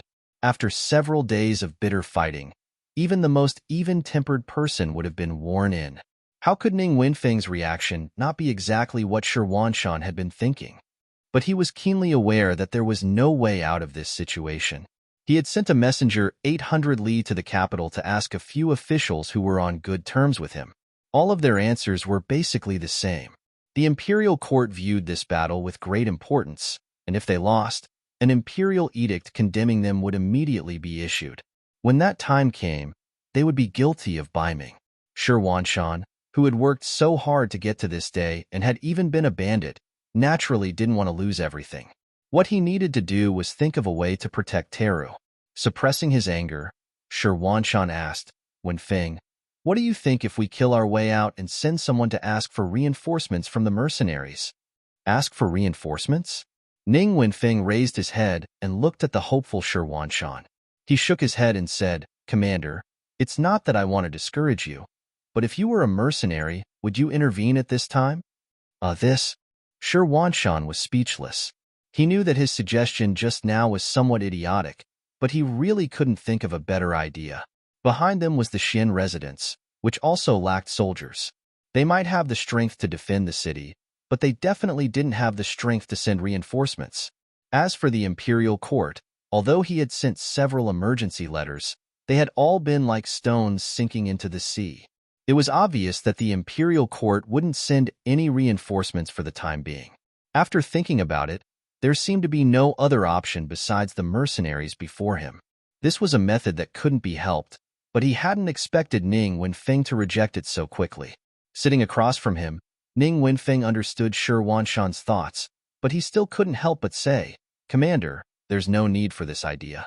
Right now, the mercenaries are probably looking forward to us and the Tatar army fighting until both sides are heavily wounded. Why would they intervene at this time? But once Tala City changes hands, one of their supply routes will be cut off. Will the loyal guild allow this to happen?" Sure, Wanshan still wanted to argue. So what if the supply route is cut off? Isn't there still the new Urgondusi region? That was originally the loyal guild's backup plan. At least for this reason alone, we have to go against 40,000 elite cavalry. This is not a good deal. Ning Wenfeng shook his head. With such an attitude, such a decisive answer, Sure Wanshan was speechless. Perhaps he also had such thoughts in his heart, otherwise, he would have sent someone to deliver a letter to the mercenaries. However, at the moment, he really couldn't find a solution other than this method. With a sigh, Sure Wanshan closed his mouth again. Only when he was drinking tea would he suddenly open his mouth, as if he had a grudge against the teacup and the tea leaves. Silence. Another silence, representing the bitterness and helplessness in the hearts of the two generals. At this moment, a guard outside the door walked in and half knelt on the ground. "Sir, there is a person outside the residence who calls himself the Loyal Guild's messenger asking for an audience." The Loyal Guild's messenger? When they heard the voice, the eyes of the two men who were originally dispirited lit up. Sure Wanshan even opened his mouth abruptly after a breath of time. "Please, please." If it weren't for his own status, Sure Wanshan would have already stood up to greet him. But even if he didn't do so, the two words "please" from his mouth were enough to express his excitement. The bodyguard retreated. Less than half a cup of tea's time had passed, but from Sure Wanshan's point of view, it seemed like a long time had passed. Finally, a man dressed in plain clothes walked into the backyard. The bodyguard beside him had already proved his identity. "This commoner you can greets the two generals." The man cupped his fists and bowed slightly, then stood up straight again. He had an expression that was neither servile nor overbearing. Although he was a commoner, how many commoners could still act so naturally in front of the commander-in-chief? Just from this aspect alone, this person was different from ordinary people in many ways. "So it's Mr. Yu. Please take a seat," Ning Wenfeng said with a spring breeze smile on his face. Before the identity of this person was clear, this kind of reception was naturally done by him as a subordinate official. As he spoke, he waved his hand at the guard at the side, indicating for him to withdraw. Soon, only the three of them were left in the small courtyard. Yukon tasted the fragrant tea in front of him under Ning Wenfeng's indication. After a light sip, he nodded slightly. "Not bad, good tea. Hee. Now that the war is imminent, we didn't know you were coming, so we didn't prepare well. However, the Duke of Loyalty and Courage must have some exceptional tea." Ning Wenfeng laughed mischievously, not forgetting to point the spearhead at the topic he wanted to discuss. Even now, he was still very suspicious of Yukan's identity. Chapter 849. Tala City had long been sealed off. Even the Tatar cavalry couldn't charge in. How did this person appear here? It would be understandable if he was already in the city, but how did he get the latest instructions from the Duke of Loyalty? Could it be that Hai Dongqing had sent the message? But he didn't see any birds enter the city. How could he send the message? Both Ning Wenfeng and Shi Wanshan didn't know that there was a telegram in the world. Two people didn't need to meet at all. They could communicate with each other without being affected by distance. Naturally, Yukon had no obligation to tell them all this. He could even think of their doubts, but his duty wasn't to explain these things. He was just passing on a message. Yukon, the leader of the security bureau stationed in Taof City, was usually responsible for collecting information in the city and forwarding it to Director Feng Liang in First City on time. They thought that he would always be a dark worker, but today's telegram forced him to reveal his identity. The sixth young master had personally called and asked him to pass on a message to the city lord's office. They didn't dare disobey the sixth young master's orders.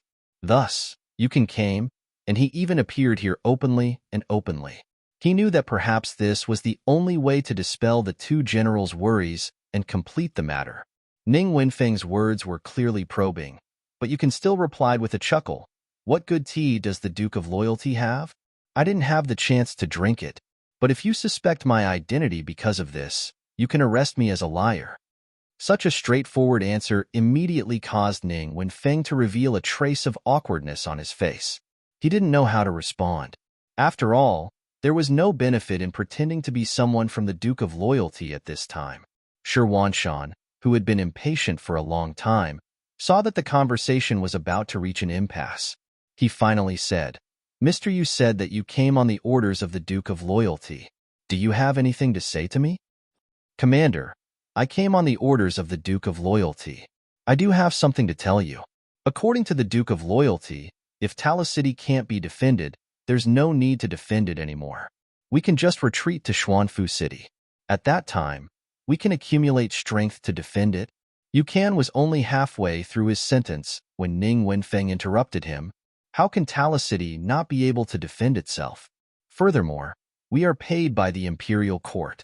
Now that the Imperial Court has not issued a decree, how can we leave our post without permission?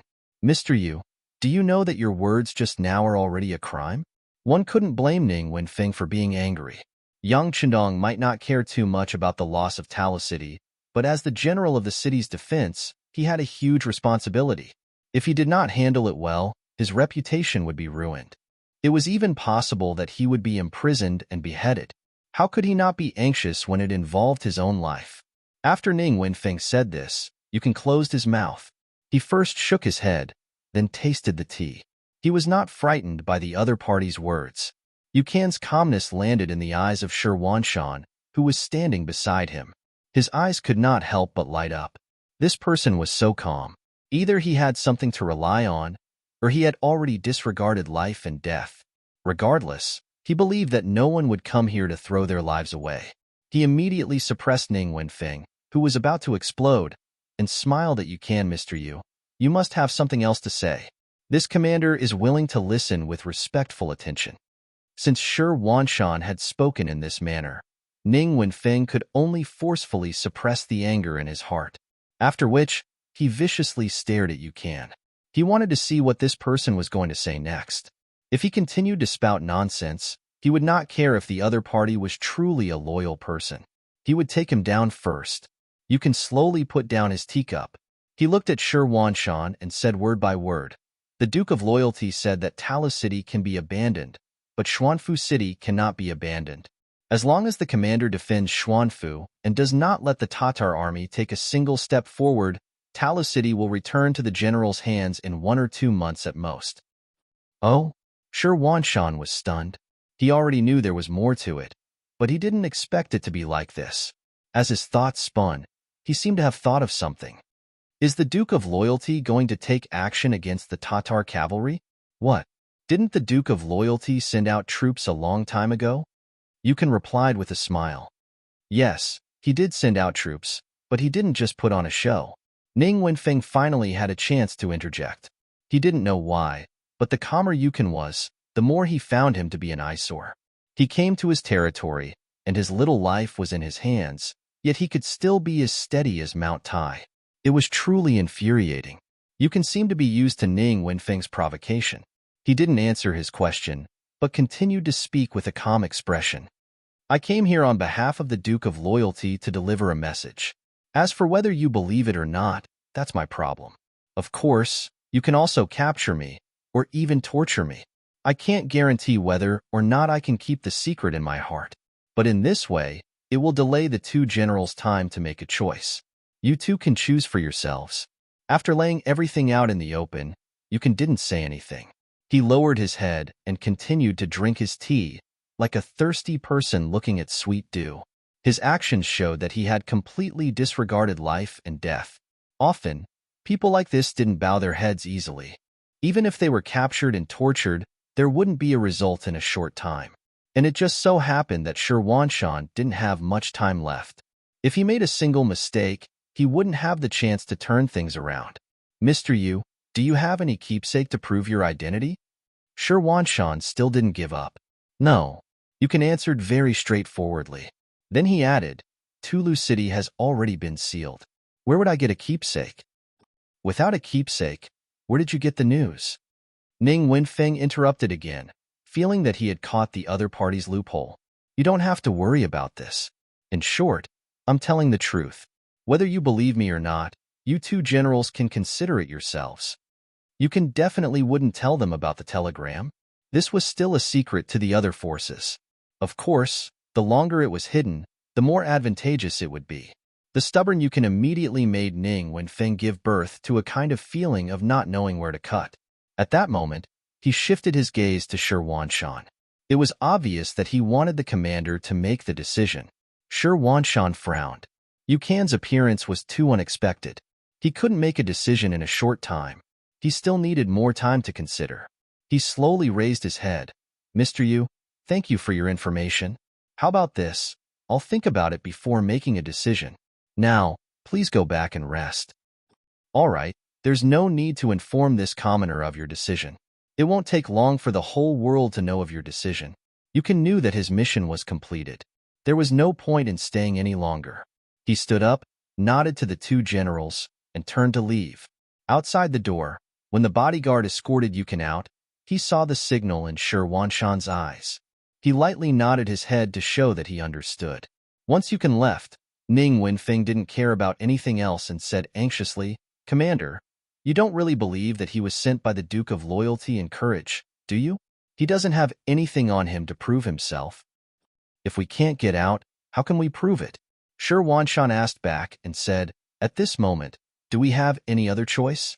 But why did the Duke of Loyalty and Courage do this? Ning Wenfeng was speechless, so he changed his way of asking, Didn't you say it before? The Duke of Loyalty and Courage wants this supply route. This is the reason. Shi Wanshan suddenly stood up, as if he was convincing himself, or perhaps he had already made a decision in his heart. Yukon left the city lord's mansion and returned to his own courtyard. He quickly turned off the lights and went to sleep. The bodyguard sent to follow him didn't find anything out of the ordinary, so he could only send someone else to keep watch while he hurried back to report the situation. Shi Wanshan had long been prepared for this. Since Yukon dared to show himself, he would naturally clean up all the loose ends. He knew that it was impossible to find an answer from Yukon. However, Shi Wanshan didn't want to let him go. Once he left Tulu City, he would take this person with him. If he wasn't sent by the Duke of Loyalty and Courage, then he would take his life before he died. It was also from this night that the Ming army made preparations to retreat. Carriages carrying supplies to and from the Xian Manor came and went without end. 3 days later, Shi Wanshan, who had been guarding the city with great difficulty, finally made preparations to leave the city when night fell.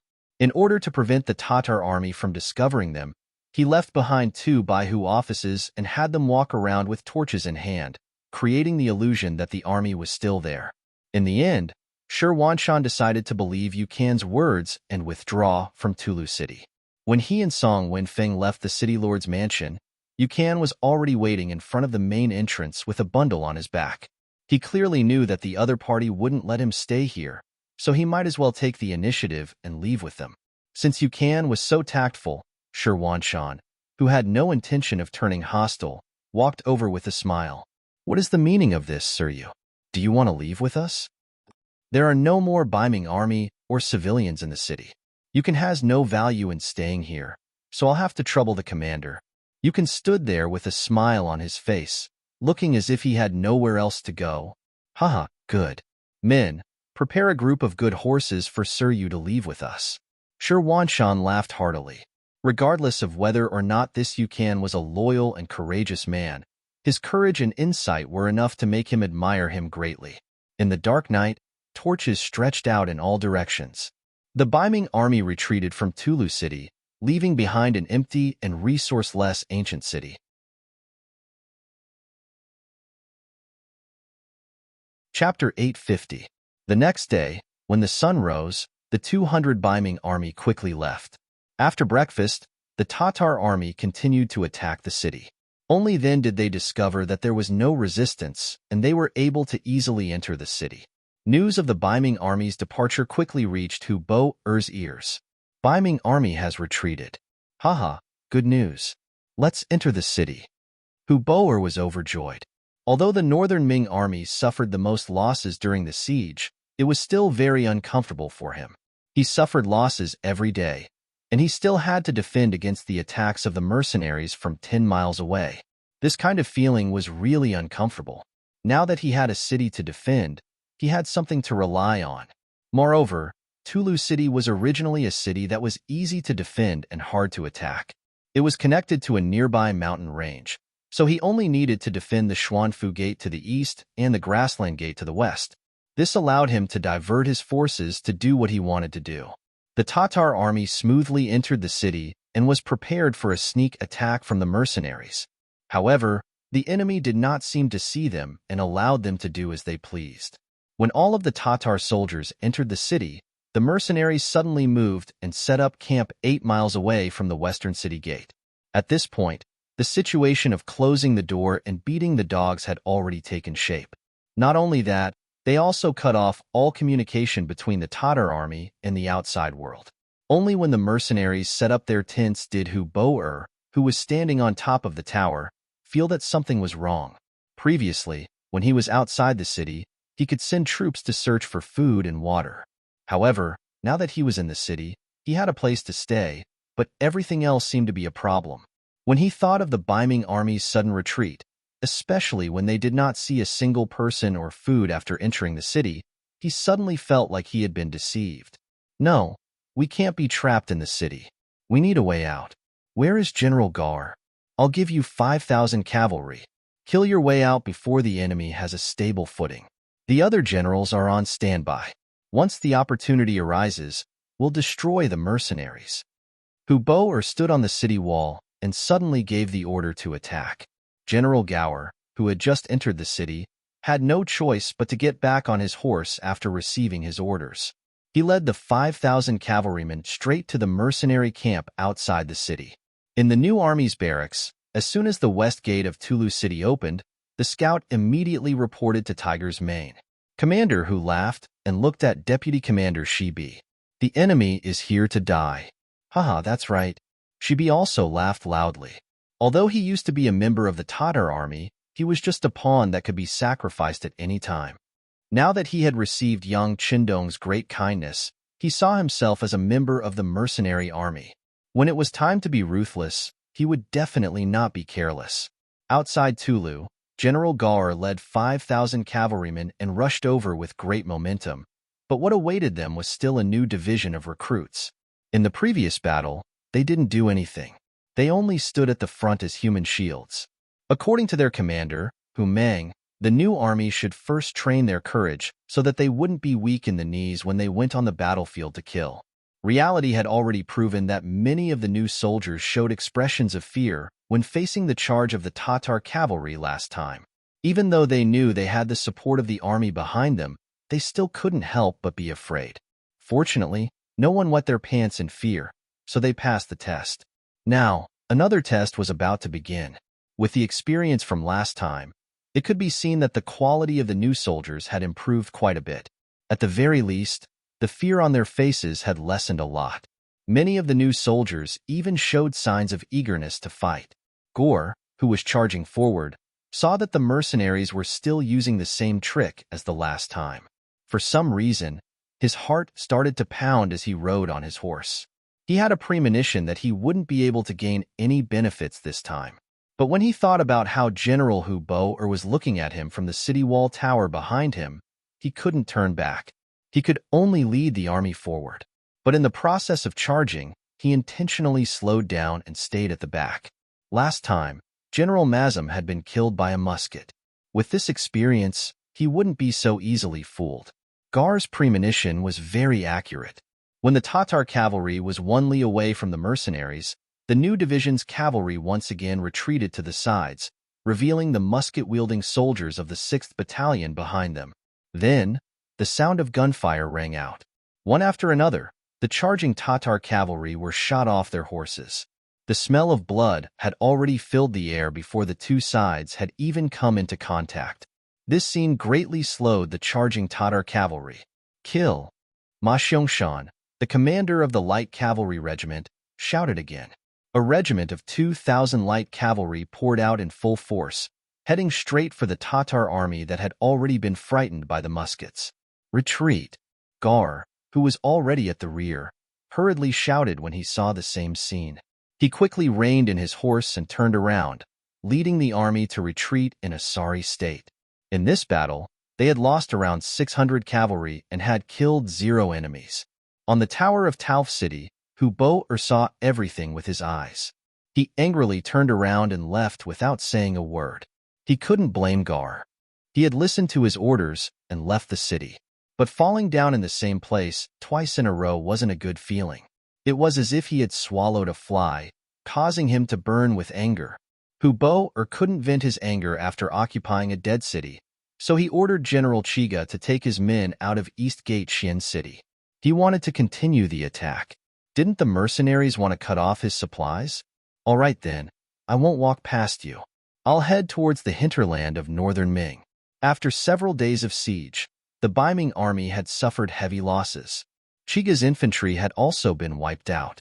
Of the original 10,000 infantry, only 2,000 were left. They couldn't take down a city like Xian City with just them.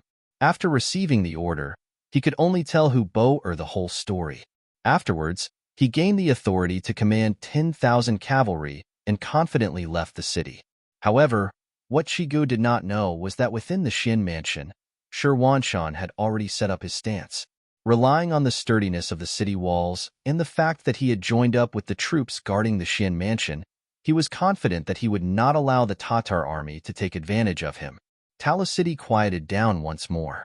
Knowing that he couldn't do anything to the mercenaries, Hubo gave up on the idea. He only needed to wait for good news from General Chiga. At that time, he only needed to leave a portion of his men to defend Tala City. The mercenaries would be blocked outside, and he would be able to lead his army to do whatever he wanted in the hinterland of northern Ming. The mercenaries below the city tower were as calm as ever. The soldiers woke up on time and went out for exercises. They were as free as if they were in their own city. They were waiting for the 6th young master to give the order to attack. In the first city, Yang Chendong didn't give the order to attack. He was also waiting for Shi Wanshan and the Tatar army to both sides to suffer heavy losses. At that time, it would be time for him to send out his troops. While waiting, the Mongol tribes in the north of Mo Bay finally sent out good news. Fan Yuhai finally stopped waiting and revealed his devil's fangs. He used the excuse of marrying Tuaya as an excuse to replace Sud Khan. The Mongol camp in the north of Mo Bay was 100 miles west of the Inma River. It was the end of spring and the beginning of summer. The grasslands were no longer covered in snow and desolation. Instead, it was filled with greenery. However, as the flower of the north of Mo Bay, Princess Tuaya's mood was not as good as the weather. Instead, her face was extremely ugly and her heart was heavy. Ever since her father was injured and returned from Yindu, he had been bedridden. He stayed in a tent the size of a yurt and rarely saw guests. Even as his daughter, she had only seen him 3 times. Moreover, 2 of the times she saw the unconscious Sud Khan. He only woke up once and said to her with a smile that he had already found her a satisfactory husband. That was the famous General Fan Yuhai. Although Fan Yuhai was only 30 years old, he was much older than Tuaya. Especially when he was usually silent, he always gave people a feeling that strangers shouldn't get close to him. He also gave people a feeling of liveliness, which made Tuaya very uncomfortable. She couldn't understand why her father would make such a decision. Before, they had agreed that her husband would only marry if she agreed. Only, it was a pity that Sud didn't give her any opportunity to speak. After he finished speaking, He used the excuse that he was tired and needed to rest to forcibly have Tuoya leave. Ever since she left the tent, Tuoya's face didn't smile again. Facing a man she didn't understand at all, yet he wanted to be her husband, and for a lifetime at that. She really couldn't accept this. However, she couldn't go against her father's orders, so she didn't know what to do either. She wanted to discuss this with others, but only then did she discover that the people she was familiar with were no longer by the side of the Khan's main tent. When the army retreated, Zamubala was killed by the mercenaries who stayed behind to cover the retreat. General Daesong was ordered to train the tribe's younger generation, hoping that they would have the strength to fight again. General Bao Yin, who had the best relationship with her, was ordered to recruit new soldiers from the tribe to replenish the military strength lost in the previous battle.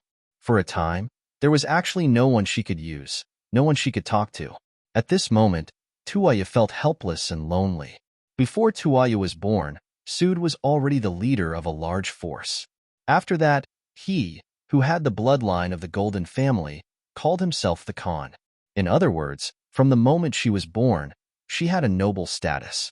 She stretched out her hand for clothes, opened her mouth for food, and rarely did anything go wrong. The only time he had been rejected was when he saw the white dragon horse by the stream and wanted to buy it, but he was rejected. Chapter 851. When she thought of that rejection, for some reason, a smile appeared on Tuoya's face. Although she had been rejected in a very straightforward manner, she wasn't angry. On the contrary, she had seen the scene of the god of war slaughtering in all directions. Which young man didn't have feelings? Which young woman didn't yearn for love? It was from that time that a shadow appeared in the depths of her heart. However, she was smart enough not to mention it to anyone. In particular, her father's following actions had reduced the possibility of this existence to the lowest. This time, her father had been injured by a flintlock. Tuoya knew even more clearly that the distance between her and that man would only grow further and further. After all, no woman of the grasslands would choose to marry an enemy. She turned her mind back and thought about the problem in front of her. Tuoya became troubled again. She didn't like Fan Yuhai and always felt that she couldn't see through this man.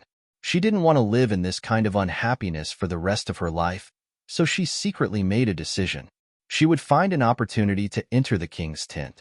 She wanted to see her father and explain things clearly. Although she wasn't good at fighting, women seemed to be born good at acting. After Tuoya secretly made a decision, her performance was no different from normal. Even when some of the maids began to prepare clothes for her before marriage, she still greeted them with a smile. There wasn't the slightest hint of disobedience. Involuntarily, the expressions of the guards responsible for watching her became relaxed. Once Tuoya really married General Fan, she would become their mistress. Of course, it was best not to offend such a woman if possible. This day, as usual, Tuoya walked out of the yurt after eating dinner and went to the nearby grasslands to enjoy the night scenery. This had become a habit for the past few days. This was also her preparation for the following actions. In the past few days, it had been like this time and time again. The guards who were watching her were used to it. As long as she didn't disappear from their sight, they would let her do whatever she wanted. This was originally an order from General Fan. The fruits that were just delivered are not bad. How about this? Take out some for my father to try. Under the moon, the princess dressed in bright red robes waved her hand as she spoke. Beside her, a woman dressed in a maid's robe immediately acknowledged the order. Carrying a plate of fruits, she retreated, then lowered her head and walked towards the Khan's tent 100 meters away. She was only an attendant, so no one would pay attention to her. Even when she walked past the guards that were keeping watch, sure enough, no one took a second glance at her. And this caused Tuoya, who was extremely nervous in her heart, to be unable to help but heave a sigh of relief. Yes, the maid was Tuoya. The real maid was disguised as Tuoya and was sitting on a chair looking at the night sky. Taking advantage of the fact that no one was paying attention to her, Tuoya arrived in front of the main tent. The two guards guarding outside blocked her path. Who is it? Generals, this maid has brought a plate of fruits to the Khan under the orders of the princess.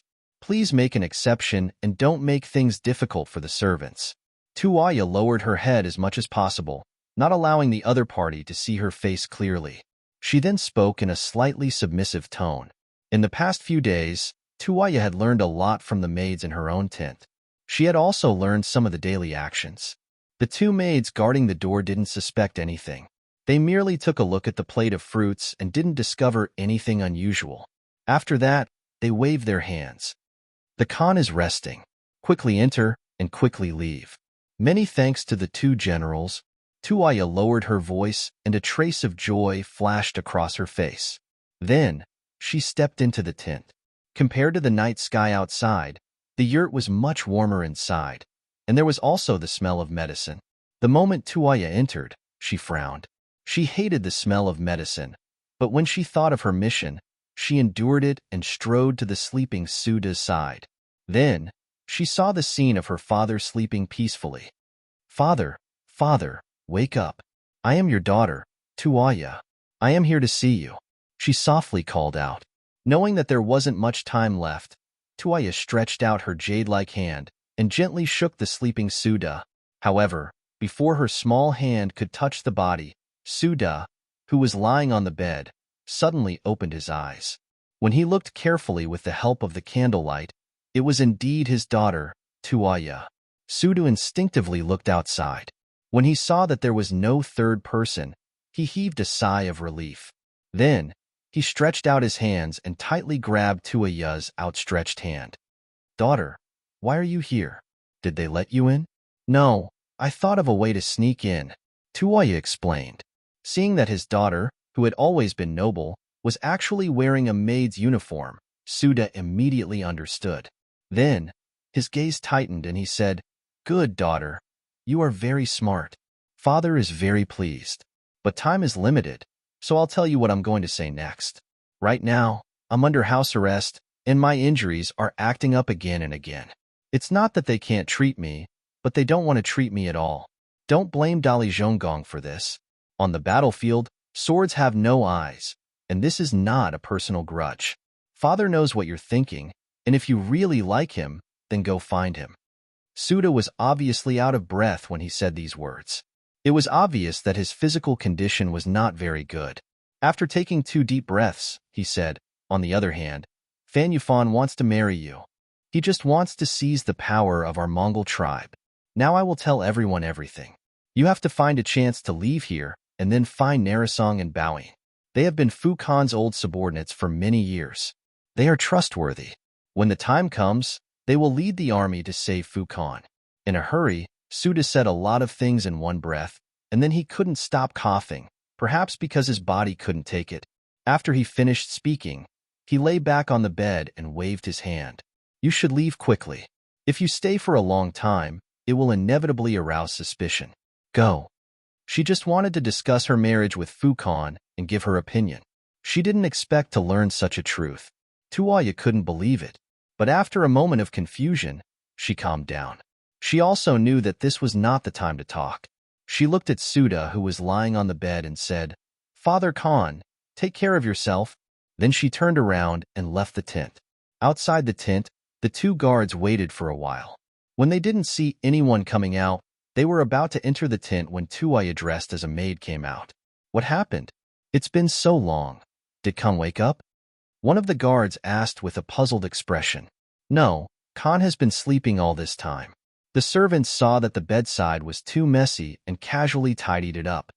Tuaya lowered her head and said in a quick-witted manner, Oh, this explanation made the guard feel relieved. Then he nodded. All right, there's nothing for you to do here. Quickly leave. It was no wonder that the 2 guards were so relieved. They knew that the medicine Suda took was originally a sleeping drug. After ordinary people took it, it would be difficult for them to wake up. But they didn't know that the medicine had already been discovered by Suda. How could a person who could become the Khan of a tribe be compared to ordinary people? Not only that, he also vomited it. This was also the reason why the yurt had a strong smell of medicine. Tuaya left. Not long after returning to the side of the princess, she followed her master back to the tent. But compared to before, Tuaya's eyes were more resolute. Previously, she felt that there was something wrong with her father. Logically speaking, when her father was sick, he should let his daughter take care of him. But not only did he not tell her once, he didn't even say a word of concern to her 3 times. Now that she knew the truth, Tuaya finally understood that it wasn't that her father didn't want her to say it, but that he couldn't. After knowing the truth, Tuaya was ready to leave. She first looked at the maid beside her. Guna, how does the mist treat you? The princess's kindness is as great as a mountain. I'm willing to do anything for the princess. The maid who acted as Tuaya's maid felt touched. She immediately blurted out what was in her heart. In fact, Tuaya had given her a new life. When her parents died, it was the princess who arranged for them to be buried. Because of this, her life was already Tuaya's. All right, then today is the day you repay me. Tuaya's heart was filled with a trace of reluctance. She knew that if she did this, Guna might not be able to survive. But for the sake of the Mongolian tribe in the Gobi Desert, she had to sacrifice her. The night was getting darker. The big tent was already dark. Even the guards who were watching the princess were closing their eyes to rest. For the past few days, nothing had happened. Under the influence of inertia, their vigilance began to become careless. However, just when everything was quiet, there was a sudden movement in the princess's tent. First, a black shadow rushed out of the tent and went straight into the distance. This sudden change immediately attracted a few guards to follow him out. They did not understand what was going on. What they needed to do was to stop the princess who rushed out of the tent. The guards moved very quickly. In less than half a cup of tea's time, they had stopped the woman who was running away with all her might. Then, one of them stood in front of the woman politely and cupped his fist. Princess, it's late. You should go back and rest. After he finished speaking, the guard raised his head. When he raised his head, his eyes were filled with shock. You are not the princess. You are her maid. Ha ha ha. At this moment, Guna revealed a victorious smile. Accompanied by her laughter, there was a sudden panic in the horse shed not far away. Then, a black-clothed figure madly galloped out, charging out of the unguarded tent and into the endless night. A moment later, a few more war horses followed the black shadow into the night. What happened here was immediately reported to Fan Yuhai, who was sleeping in the tent. The person who came to report was Zhang Ming. He was the person in charge of Sud Khan's safety. He was in charge of everything in the Khan's camp. However, he never expected that the seemingly obedient Princess Tuaya would suddenly become a different person, leaving the camp on her own accord.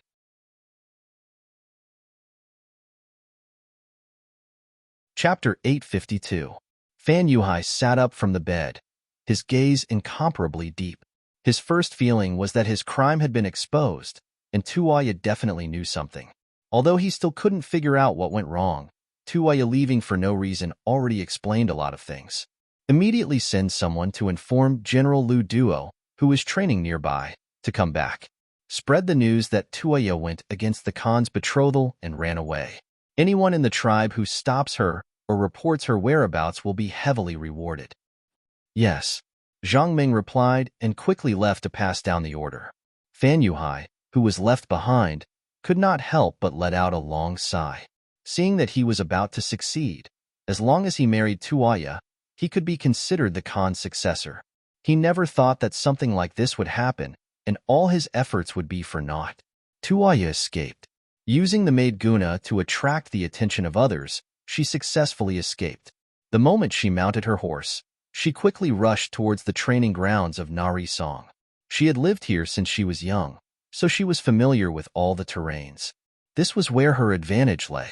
In the dark night, with one rider in front and several riders behind, the distance between the two sides was maintained at 500 to 600 meters.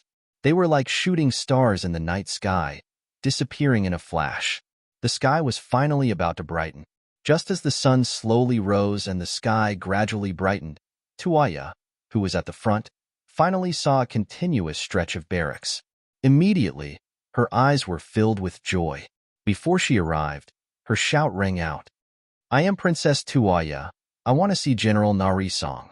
The Mongol cavalry guarding the barracks had already noticed a black figure in the distance. Out of instinct, they shot out their bows and arrows, preparing to kill the person who came.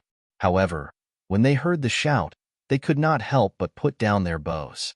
Those with good eyesight looked carefully and recognized Tuaya's figure.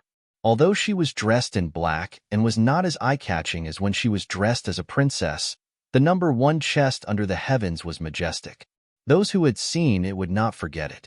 Immediately, that person said, "It really is Princess Tuaya. Come, open the tent and quickly inform the general." Tuaya successfully rushed into the tent. The guards behind her also followed. Perhaps the Mongol cavalry thought that they were the princess's guards. In front of the big tent, Tuaya reined in her warhorse. Only then did the exhaustion on her body become apparent. However, when she thought of her father's instructions, she took a deep breath and jumped off her warhorse. But at this moment, the 6 guards behind him also caught up. They jumped off their horses at the same time and blocked Tuaya, who was about to move forward. One of them said with a cold face, "Princess, please get on the horse and go back with us. The Khan and General Fan are waiting for you." What if I say no? This was no longer her father's tent, so when Tuaya spoke, her confidence was a bit stronger. "Then don't blame us for being impolite." The guards' eyes lit up. They were the ones who had lost him. If they couldn't bring him back, he would definitely die. At this moment, they had no choice. After saying that, 2 of the 6 guards reached out and pressed down on Tuaya's shoulder. At this moment, when they made their move, they didn't care that the person in front of them was the princess of the Mongol Empire. They also didn't care that this woman might become their mistress in the future. Although Tuaya grew up in the grasslands and learned riding and martial arts, it was only on the surface. If she really had to face the guards with extraordinary skills, she naturally wouldn't be able to win. Seeing the 2 hands grabbing at her, Tuaya's eyes flashed with anger and anxiety. "What are you doing?"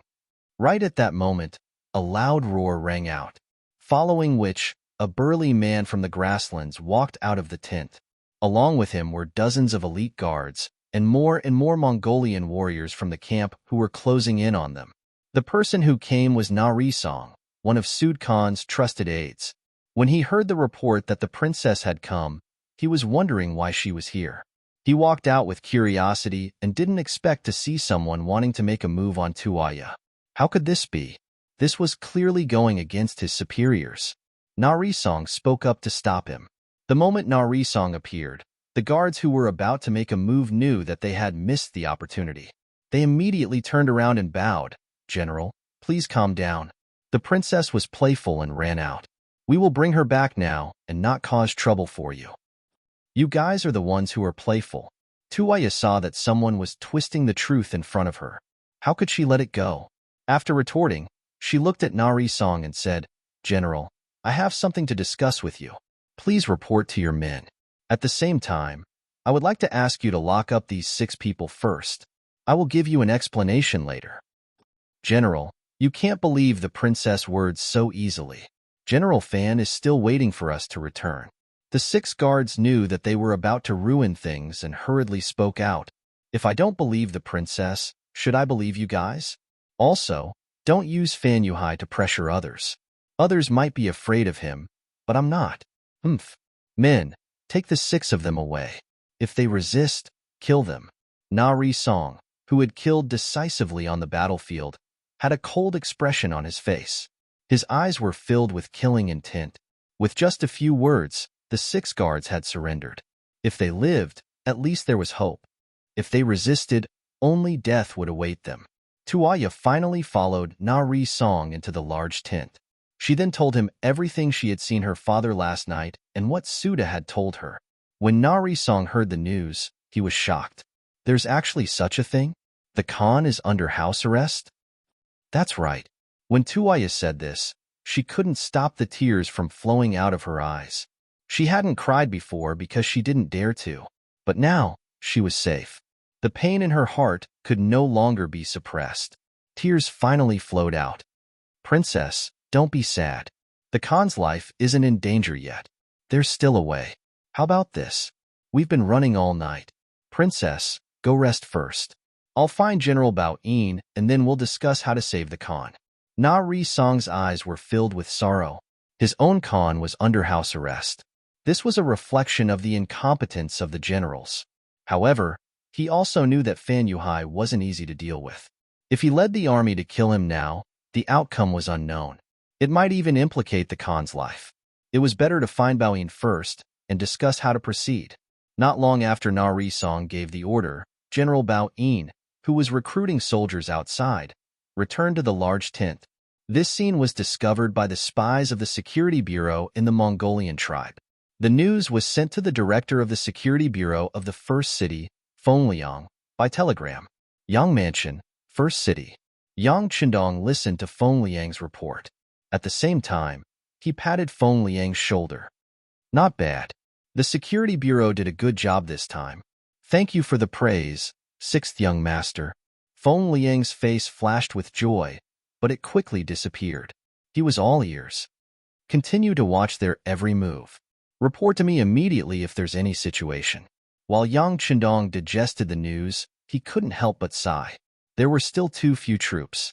Seeing that the Mongolian tribe in Mabe was about to have internal strife, he couldn't send troops to quell the chaos. It was a pity. Fengliang took the order and left. Looking at his back, Yang Qindong thought that this person's temperament was good. He was calm and capable. If he kept it up, he would be a promising talent. But this thought was just a fleeting thought. For Yang Qindong, it was still a problem of how to mobilize troops. Otherwise, no matter how big the opportunity was in front of him, he wouldn't have the power to intervene without enough troops. Yang Si, find Beta Persei. After nodding to Yang Si beside him, Yang Qindong sat back on the chair. Wu Sheng's 3rd Division had been sent to the north. There had been no news for a long time, and he didn't know how it was progressing. Tiger's Main's 1st Army was stationed under Tulu City and couldn't be mobilized. Yang Qindong had to turn his attention to the logistics group. Although it was called the logistics group, its strength was incomparable. When the number of prisoners reached its peak, the number of prisoners reached more than 10,000. In the eyes of other forces, this would definitely be a good army. But for Yang Qindong, who pursued elite troops, he only used them as a construction team and good labor. While he was thinking about the problem, Beta Persei rushed over from outside the courtyard. Since Yang Si and Yang Lu arrived at the beginning city, his work pressure had decreased a lot, and he had put more energy into the logistics group. As soon as he entered the courtyard, he first saluted Yang Qindong and then said, "Young master, Beta Persei is here to report." Clever boy. Looking at Beta Persei's businesslike appearance, Yang Qindong said with a smile in his eyes, which immediately attracted Yang Si's laughter. The atmosphere was very relaxed when they were together. Yang Qindong casually pointed to the table in front of him, where there was an open box of God of War cigarettes. Beta Persei didn't stand on ceremony and reached out to take it. He first gave one to the 6th young master, then casually lit one for himself. As for Yang Si, he didn't like this kind of thing, so he just let it go. When the smoke lingered, Yang Qindong slowly said, "If the logistics group is pulled up, how many people can they fight?" When it came to business, Beta Persei's expression became much more serious. Faced with this question, he didn't answer immediately. Instead, after a little hesitation and thought, he nodded and said, "About 5,000 people. They can probably reach the combat strength of a C-rank army." In Yangxia, the combat strength of a team would be at different levels according to different grades. For example, the Cold Front naturally had the highest combat strength, which was A rank. For example, the veterans of the new army could basically reach B rank. The D rank was generally the so-called militia and reserve. They had only undergone simple military training and might be able to win by relying on their numbers.